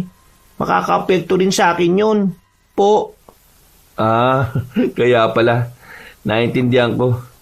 Pero yung po, hindi yung sa uli nilalagay Maupo ka na. Sinunod ni Robin ang bata. May kung ano-anong binanggit si Damos. Naghawak kamay pa sila. Dito na nagsimulang makaramdam ng kakaiba si Robin. Uminit ang buong katawan niya. Pero ang pakiramdam niya ay para siyang nakalutang. Sobrang gaan ng kanyang katawan. Ang dami rin niyang naririnig na hindi naman niya naiintindihan. Sa puntong ito, wala nang kaalam-alam si Robin sa kung ano ang nangyayari. Hindi niya rin namalayan na halos isang oras din pala silang magkahawak kamay ng bata. Nang dumilat siya, ay tagaktak ang kanyang pawis. Basang-basa ang katawan niya at hingal na hingal. Nakita niya si Damos na bitbit na ang babaeng si Neneng. Wala na itong malay. Ano nangyari sa batang yan? Normal lang na mawalan siya ng malay. Kalahati ng kapangyarihan niya ay nasa iyo na. Kailangan niya ng magpahinga. Naipasa na niya kagad sa akin? Ganun kabilis? Anong mabilis? Isang oras niyang ginawa yun, no? Wala ka lang talagang kamalay-malay. Robin, iho, sumunod ka sa akin. May gagawin tayo para makontrol mo ang lakas mo ng maayos. Tumayo ang binata, pero paglabas pa lang nila, bigla-bigla na lang sumenya si Neneng sa kanila. Kita ang pagkabahala sa reaksyon nito. Anong sinasabi niya? May mga pumasok na namang tao sa gubat na to. Di ikulong nyo. Walang malay si Damos. Siya lang ang may kakayahang maikulong pansamantala ang mga taong pumapasok. Saan niyo ba kinukulong? Sa isang kuweba. Neneng, kunin mo muna si Damos. Belen, puntahan mo ang mga tao. Kailangan mo silang pigilan. Hindi sila pwedeng makarating dito. Wala si Damos para iligaw sila. Sige, sasama na kita, Belen. Hindi na, ako na lang. Kailangan mo siya, Belen. Magsama kayong dalawa. Pero baka di niya pa makontrol ang lakas niya eh. Wala tayong pagpipilian. Kailangan niyo silang pigilan. Hindi nila pwedeng makuha si Damos. Hindi na nagsayang pa ng oras ang dalawa at umalis na rin sila ng bahay. Noong mga sandaling yon, bigla na lamang kinabahan ng lalaking si Robin. Kapag nagkataon kasi, yun ang unang pagkakataon na magagamit niya ang kapangyarihan. Hindi ba pwedeng kalabanan niyo na lang yung mga tao? Bakit kailangan niyo umiwas? Hindi kami pwedeng gumawa ng puwersa sa mga tao. Aswang lang ang kalaban namin. Kaya nga, inililigaw o ikinukulong lang ni Damos sa mga pumapasok sa gubat na ito. Napatigil sila nang makita ni Belen na nakatanggal na ang mga itak na nakatusok sa lupa. Napailing ito at nagsimulang mabahala. Bakit? Anong problema? May ritual ang mga itak na ito. Palibot sa buong gubat ng dangal. May mga nakatusok na ganito. Pinoprotektahan nito ang buong gubat. Dahil dito, hindi makakalapit ang mga aswang kay Damos, lalo na ang ama niyang si Odario. Kasalanan to ng mga taong nakapasok dito. Sila lang ang nagtanggal nito. Ngayong nakatanggal na yan, ibig sabihin, Makakapasok sila ngayong gabi. potik na yan. Natigil ang kanilang usapan nang marinig na nila ang mga tao. Hindi sila umalis sa kinalalagyan nila. Hanggang sa makita na nila ang tatlong matanda na pare-parehong may dalang itak. Isa sa mga matandang yon ay ang lolo ni Robin. Robin, anong ginagawa mo rito? Kayo ang dapat kong tanungin yan. Anong ginagawa nyo rito? Di ba sabi ko nga sa'yo na ngayong Sabado kami pupunta rito para hanapin yung bata? Bakit ka ba nandito? At sino ba yung babae na kasama mo? Lo, itigil nyo na to. Mapapahama kayo. Ano bang sinasabi mo? Nasaan iba yung mga kasama? Sabihan nyo silang umalis na. Ngayong tinanggal nyo yung mga itak na may ritual, makakapasok na rito ang mga aswang. At kapag nangyari yon, pati kayo mapapahamak. Ha! Sabog ka na naman ba, Robin? Isang aswang lang ang meron dito sa atin. At yun ay ang aswang na pumatay dun sa babaeng si Elena. Umalis ka dyan. Hahanapin namin yung mahiwagang bata na nagdadala ng swerte. Hindi niyo siya makukuha. Kailangan niyo muna akong patayin. Inalabas ni Belen ang itak nito. Pumorma ang babae. Nakaramdam naman ng pagkabahala ang tatlong matanda. Sa tindig pa lang ni Belen, kitang-kitang kakayanin nila silang mangtaning. Sabihin mo nga yung kasama mong babae na huwag siyang makialam. Abala eh. Nakikiusap ako sa inyo. Kung ayaw niyo masaktan, umalis kayo rito. Hindi para sa inyo ang gubat ng dangal. Alam mo, mabuti pa, Iha. Umuwi ka na muna sa inyo, ha? Hindi dapat naririto ang dalagang kagaya mo. Lo naman, makinig ka na lang. Kapag hindi kayo umalis dito, mapapahama kayo. Dahil sa ginawa nyo, makakapasok na rito mga aswang. Hindi ko alam kung anong nangyayari sa iyo, Robin, ha? Apo kita, mahal kita. Pero kung ganyan ka pasensya. Naririnig mo bang sarili mo, Lo? Para lang sa pag-asang swertihin kayo dahil sa batang yon. Pati ako kakalimutan nyo. Ano, tatagiin nyo ako gamit ang itak na daladala nyo? Hindi nakapagsalita ang matandang lalaki. Tila nakaramdam ito ng hiya sa sinabi ng apo. Mga ilang sandali lang, bigla silang napatigil sa kanilang pag-uusap dahil narinig na nila ang angil ng mga aswang. Ha? Ano yon? Mga aswang! Narito rin sila para kunin ang batang gusto nyo rin kunin. Lahat na magiging karibal nila sa bata, papatay nila. Kahit na kayo rin. Ay, lintik. Umamin ka nga sa akin. Ano ba nalalaman mo rito, Robin? Saka na ako magpapaliwanag, Lo. Sa ngayon, sumunod na lang muna kayo. Balikan nyo yung mga kasama nyo at umalis na kayo rito. Kailangan namin harapin ang mga aswang na yun. Bakit? Ano ka ba? Lo naman! Sige na naman, oh. Makinig ka na. Oo na. Pagkatapos ito, magpaliwanag ka sa akin, ha? At pasensya na rin pala. Palis na sana ang tatlong matanda nang biglang may mga lumitaw ng aswang sa kanilang harapan. Akmang aatakihin na ng mga aswang ang matatanda nang biglang naging aktibo ang kapangyarihan ni Robin. Sobrang bilis ng nagawa niyang takbo. Nakalapit siya agad sa mga aswang. Nakaramdam din siya ng nag-uumapaw na lakas mula sa kanyang dalawang kamao. Pagsuntok niya sa isang aswang, nabali agad ang ulo nito. Gulat na gulat ang lolo niya. Hindi to makapaniwala na parang superhero kung gumalaw ang kanyang apo. Lo, sa parting yon, doon kayo dumaan. Kapag nakita niyo mga kasamahan niyo, isama niyo na sa pag-alis. Mag-iingat ka, Apo. Pasensya na ulit, ha? Nagmamadaling tumakbo ang matatanda. Sa puntong ito, kaharap na ni Robin at Belen ang mga aswang na hindi bababa sa 7. Magaling yung ginawa mo. Para hinay-hinay lang. Baka naman mabigla ka sa sobrang lakas mo eh. Hindi ko alam.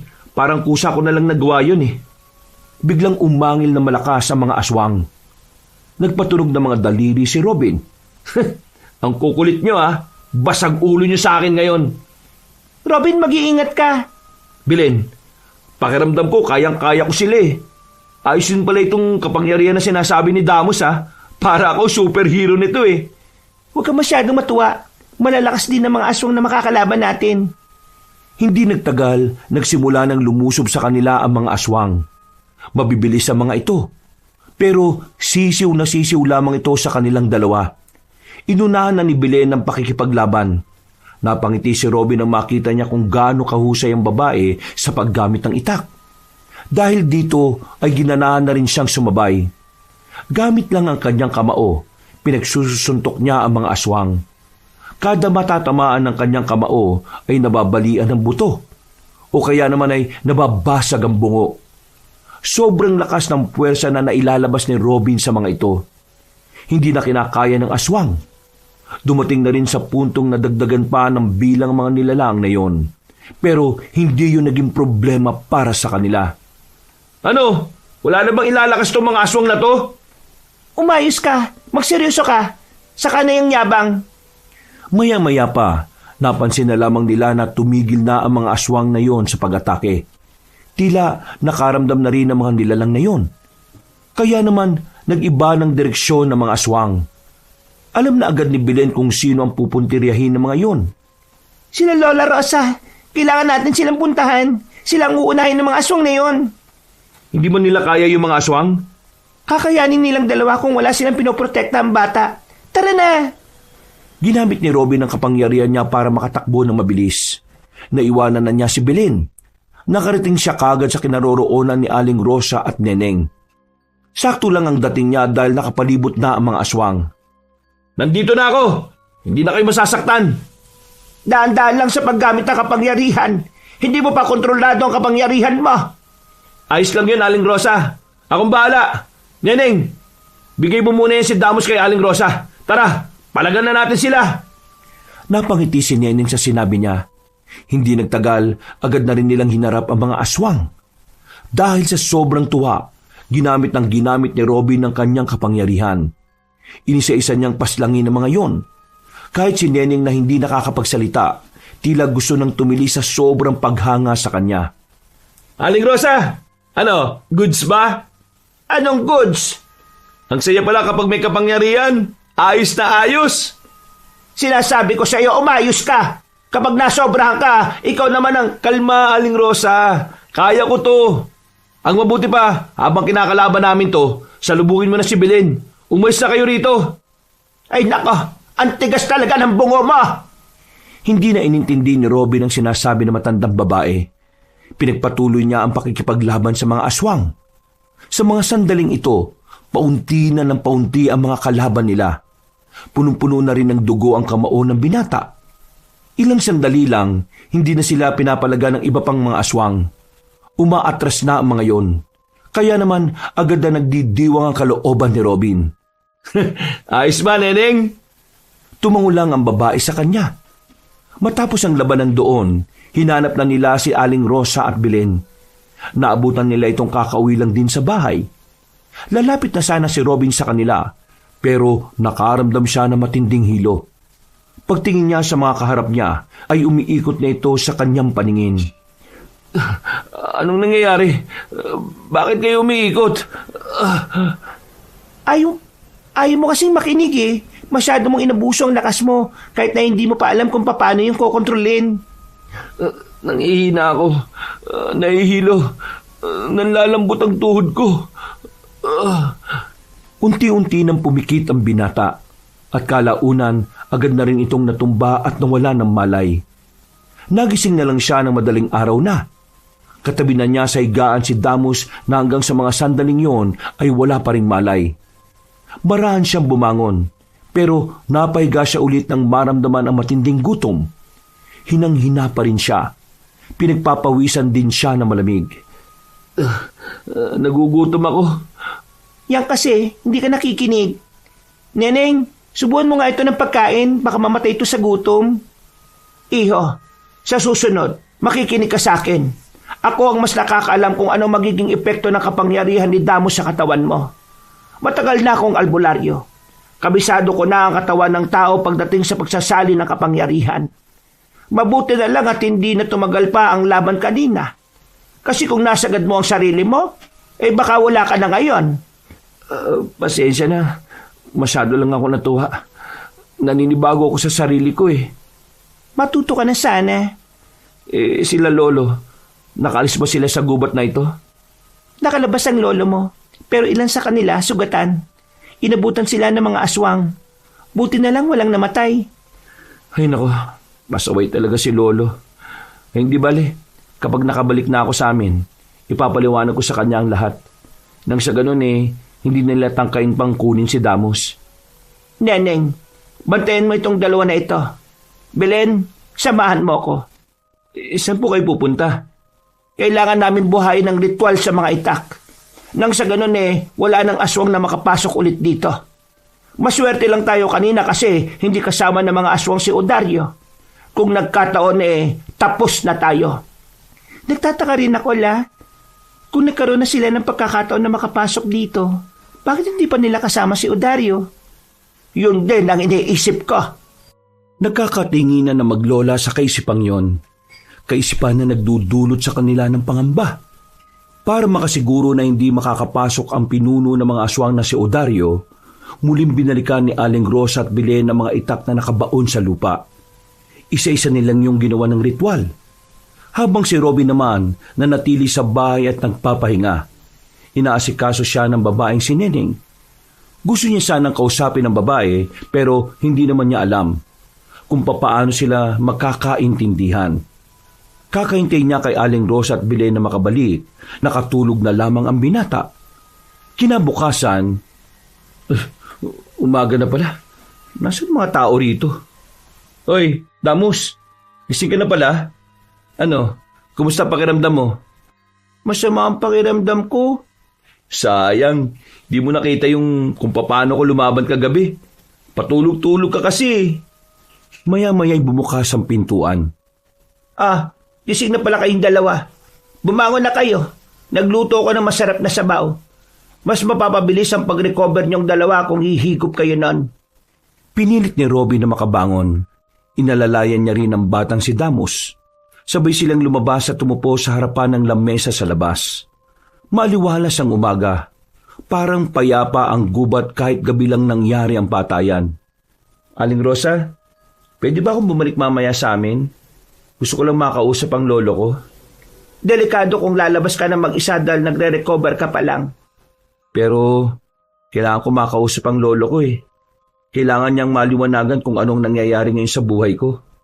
Sige, papayagan kita. Pero sasama sa iyo si Belen. Nako, hindi naman ako kailangan Malakas naman ako. Kaya ko na ulit lumaban.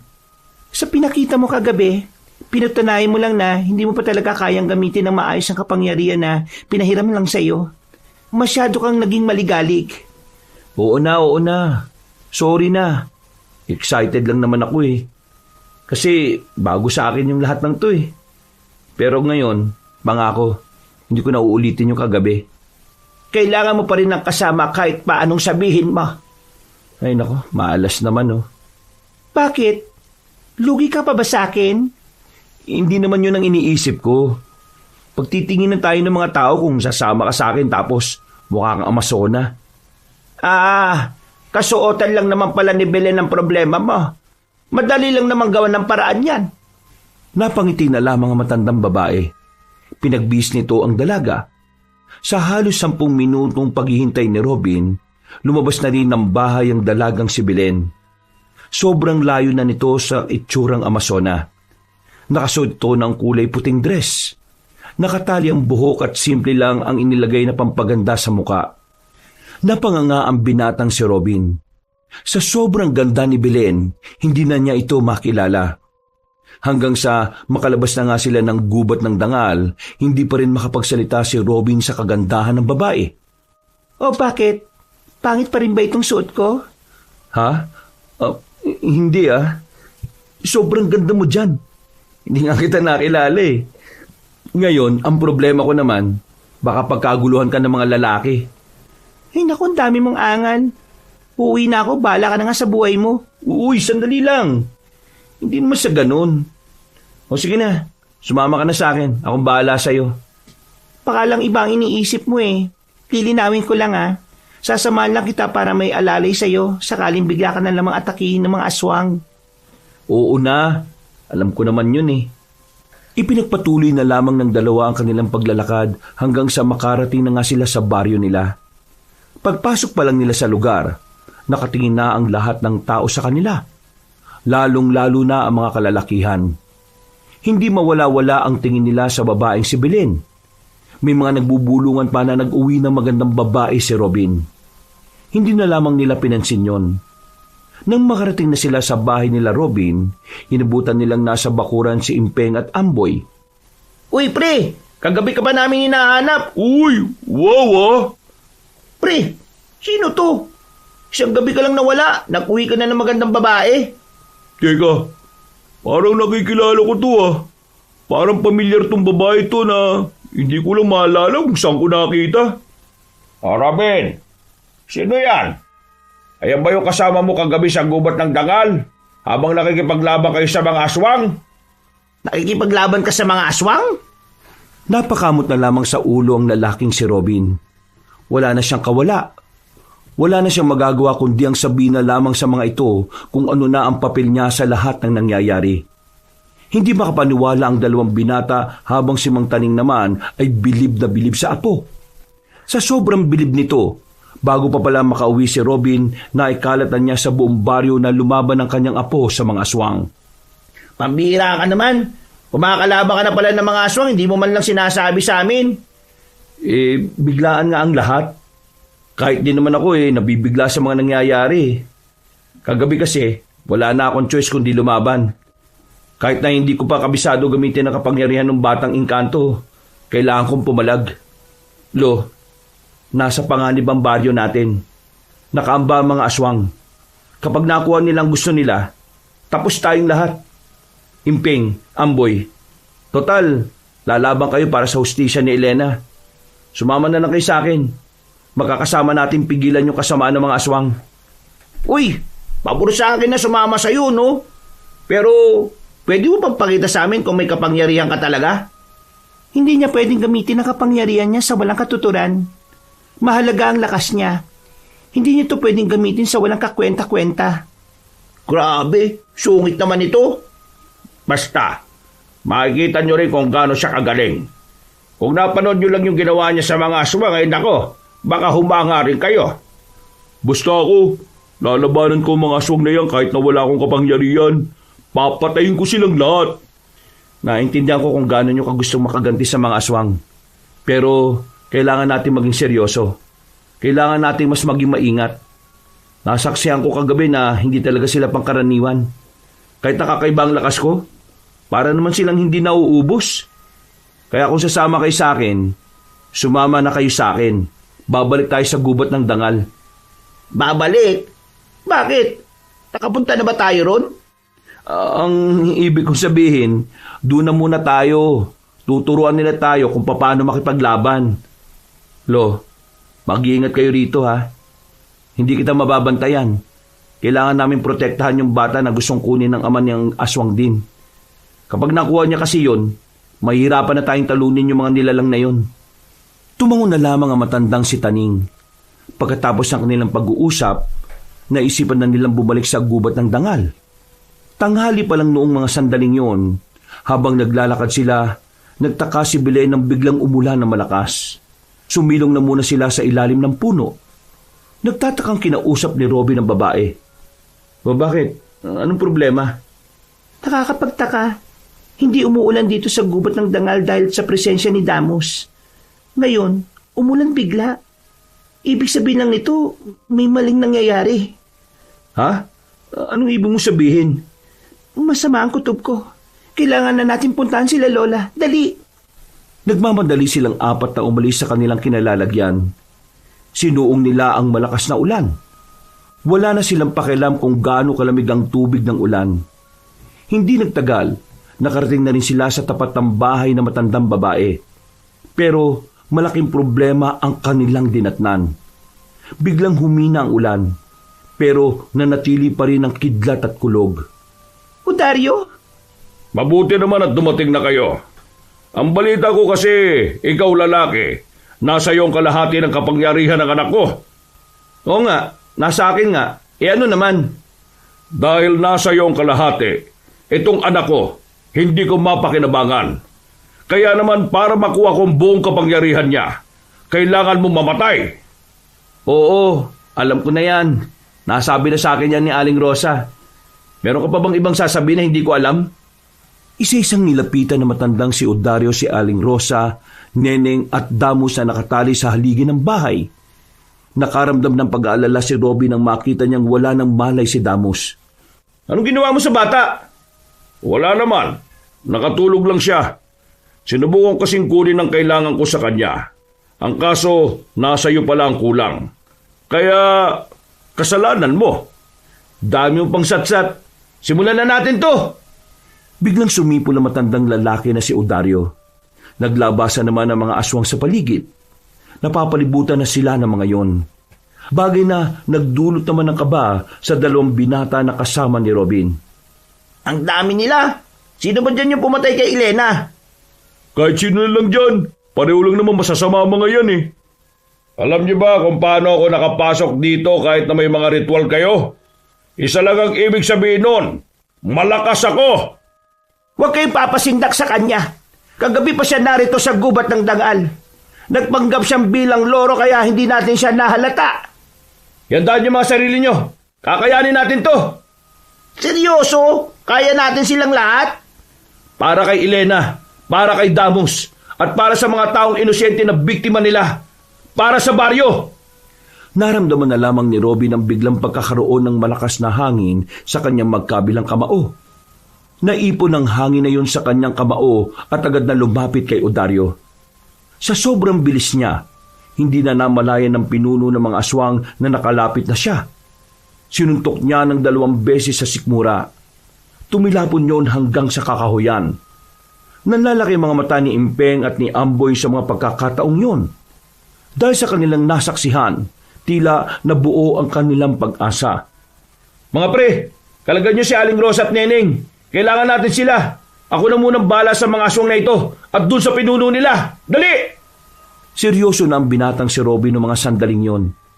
Ramdam na rin niya na kontrolado na niya ang kapangyarihan ng tinataglay niya.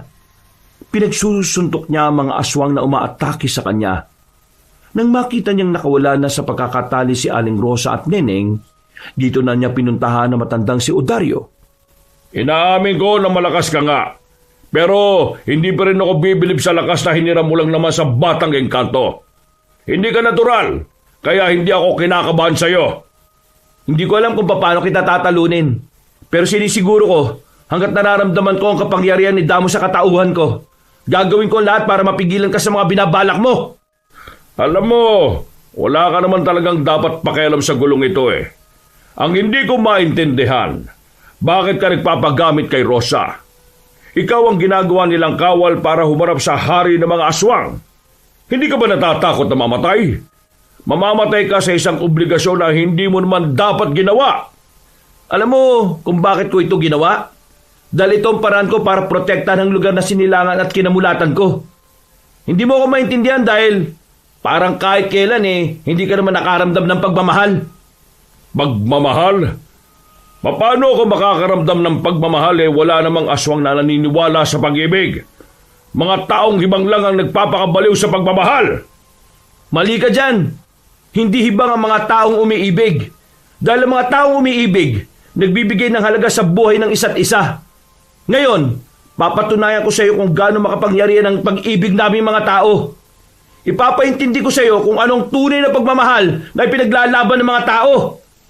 Di kung ganon, simulan na natin kung talaga nga bang mas malakas ang pag-ibig kesa kasamaan. Hindi na nagsayang pa ng oras si Robin. Ginamit agad niya ang kanyang bilis. Pagsuntok niya, nasalag ni Odario ang kamao niya. Pero agad namang ding humataw ang kanyang kaliwa. Tinamaan niya ang aswang sa panga. Hindi pa nakontento ang binata. Sinipa niya pa ito sa sikmura. Sumuka agad ng dugo si Odario. Pero sa mga sandaling ito, tila nasasayahan pa ang kalaban ni Robin. Yan! Ganyan nga! Gusto ko yan! Huwag ka na magsalita pa! Isang malakas na suntok na naman ang ginawa ni Robin.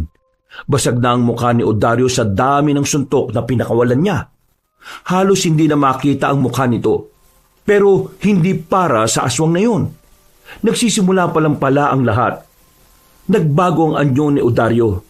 Lumaki ang katawan nito at medyo tumangkad. Hindi yun inaasahan ni Robin kaya natigilan siya sandali. Simulan na natin ang tunay na laban! Napakindat lang sandali si Robin. Nasa harapan na agad niya si Odario. Dinukot nito ang kanyang muka. Malakas niyang isinubsob sa lapag. Sinipa ang ulo nito at maging ang kanyang likod. Kung hindi lang dahil sa kapangyarihan na meron ng katawan niya, baka nagkandadurug-durug na ang kanyang buto. Nakawala si Robin. Dumistansya siya. Aminado siyang malakas ang katapat niya. Hindi siya pwedeng magkaila. Kitang-kita niya sa mga natamo niyang galos na mahihirapan siya sa mga sandaling ito. Oh, bakit? Natatakot ka na ba? Nagsisimula pa lang tayo, di ba? Manood ka! Bigla na lamang lumakas ang hangin ng mga sandaling yon. At dahil dito, nawala sa tamang posisyon si Odario. Si Robin naman, sinamantala niya ang pagkakataon na hindi nakahanda ang kanyang kalaban. May kung anong mabigat na enerhiya ang nabuo sa kanyang kamao. Paglapit niya, sinuntok niya ulit sa tiyan si Odario. Sa lakas ng pagkakasuntok niya, tumalsik na naman ang aswang ng malayo. Hindi pa nakontento si Robin. Mas ginamit niya pa ang kapangyarihan na meron siya. Biglang umulan ng malakas. May kasama pa itong kulog at kidlat. Tikman mo ang sama ng panahon! Itinaas ni Robin ang kamao niya. Tumama ang kidlat doon at pagkatapos ay mabilis niyang sinuntok si Odario. Nang tamaan niya ito sa dibdib, ay nakuryente din ang aswang.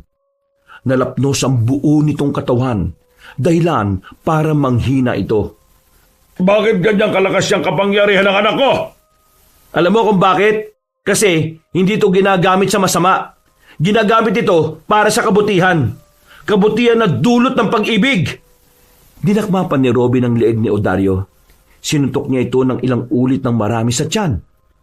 Lupaypay na si Odario ng mga sandaling yon, pero gumigewang-gewang na ito. Akala mo ba magpapatalo ko sa isang kagaya mo? Hindi! Nagkakamali ka! Ako ang pinuno ng mga aswang at ako ang pinakamalakas. Walang kahit na sinong tao makakatalo sa akin. Hindi ako tao. Hanggat nasa akin ang kapangyarihan ni Damos. Hindi ako normal na tao. Kaya ihanda mo ng sarili mo. Nagtaka na lamang si Odario nang biglang lumabas sa mga gilid ang tatlong albularya. Napapalibutan siya nito. At isa pang gilid ay ang anak nitong si Damos. Hindi makapaniwala si Odario na nagawang talunin ng mga albularya ang mga bataan niya. Ito na ang tamang pagkakataon para mamahinga ka na, Odario. Makakawala na rin si Damos sa panganib at pangamba na idudulot mo sa kanya. Teka, anong gagawin nyo? Tutuldukan na namin ang kasamaan mo. Nagsimulang magritual ang tatlong albularyo. Habang nakapalibot sila kay Odario, halos mabaliw-baliw si Odario sa mga naririnig niya. Nakakaramdam ito bigla ng matinding sakit ng ulo. Maya-maya pa, unti-unti na itong napahiga. Unti-unti na namin hinihiwalay ang kaluluwa mo at ikukulong namin yon sa lugar na kahit kailan hindi ka na makakatakas. Mamamatay pati ang kaluluwa mo! Nang hindi na gumagalaw ang matandang lalaki, lumapit na ang batang si Damos. Dala nito ang isang gintong punyal. Kahit na kailan, hindi mo nanalong kasamaan laban sa kabutihan. Nagkamali ka ng pinanigan. Sa uling sandali, igagalang kita bilang ama at tatay. Itinarak ng batang punyal sa dibdib ni Odario. Wala pang 20 segundo, agad na naging abo ang katawan ng pinuno ng mga aswang. Dahil dito, nakahinga na rin sila ng maluwag. Nagyakapan ng tatlong albularyo. Napabuntong hininga naman si Robin. Ubus na ang mga aswang, pre. Manalo na yata tayo. Bulagta na yung mga buang oh. Oo, tapos na ang laban. Nagtagumpay tayo mga pre. Nagdiwang ang kalooban nila ng mga sandaling yon. Tuwang-tuwa si Robin sa sarili niya. Hindi naman kasi niya inaasahan na aabot siya sa puntong makakatulong siya para protektahan ng maraming buhay. Makalipas ang 1 linggo matapos ang labanan, marami na ang nangyari sa buhay ni Robin. Nakilala siya sa kanilang baryo. Puring-puri siya ng mga tao. Ang kanyang lolo naman, walang araw na hindi siya ipinagmamalaki sa mga nakakainuman. Si Impeng at Amboy naman, naging masaya na rin dahil sa wakas, nabigyan na rin nila ng hustisya ang kamatayan ni Elena. Mas naging malapit na sa isa't isa ang magpinsan. Samantala, nawala na rin ang mga haka-haka tungkol sa gubat ng dangal. Nalinawan na rin ang mga baryo na ang batang si Damos ay ang siyang nagpoprotekta sa kanila sa mga nakaraang taon. Dahil dito, wala nang ni isa na nagtangkapang kunin ng bata. At kahit sino rin, nakakadaan na rin ng malaya sa gubat ng dangal. Pinatakas na rin ni Damos sa mga biyag na lahat ay wala ring maalala. Damos, maraming salamat sa pagpapiram ng kapangyarihan na meron ka. Ha? Kung hindi dahil doon, hindi ko magagawang kalabanin ng pinuno ng mga aswang eh. Kaya maraming salamat. Ngayong ibabalik ko na sa iyo ang kapangyarihan mo. Hihiling ko na sana mas lalo mong maramdaman ang kapayapaan. Kuya Robin, maraming salamat din dahil nagtiwala ka sa akin ha. Kahit na hindi ako kagaya nyo, pinaramdam nyo sa akin na hindi ako naiiba. Maraming salamat Lola Rosa, Ate Belen at Ate Neneng. Inalagaan niyo ako at pinrotekta na parang isang tunay na kapamilya. Sa pagbabalik ko sa tunay kong tahanan, hindi ko kayo makakalimutan. Huwag po kayo mag-alala, dadalaw po ako isang beses sa isang buwan. Maraming salamat din sa iyo, Damos. Ikaw ang naging ilaw para sa kaligtasan ng lahat. Sana maging maayos ka lang sa pag-alis mo. Masaya kaming naging bahagi ka ng aming buhay. Hindi ka namin makakalimutan, Damos. Napangiti na lamang ang tatlong albularyo. Maya-maya lang din, sinimula na ni Damos ang pagbawi sa kapangyarihan kay Robin. Kinabukasan ng gabi ay nagbalik na rin si Damos sa mundo ng mga engkanto. Masaya itong nakapagpaalam. Sa pag-alis ni Damos, dito na rin nagsimula ang panibagong kabanata ng buhay ni Robin. Dahil sa mga nangyari, mas nagkaroon siya ng interes sa pagiging albularyo. Kaya naman nakiusap siya sa tatlong albularyo na turuan siya sa mga bagay na dapat niyang malaman. Mula noon, kasakasama na ni Robin ang tatlong albularyo sa maraming bagay. Kalaunan din naman kasi, nagkaroon sila ng pagtitinginan ni Belen. At ang pagtitinginan na yon ay nagbunga ng 2 batang malulusog. 2 anak na simbolo ng kanilang bagong kapalaran. 2 bagong miyembro ng pamilya na magiging dahilan ng kanilang bawat paghinga. Wakas,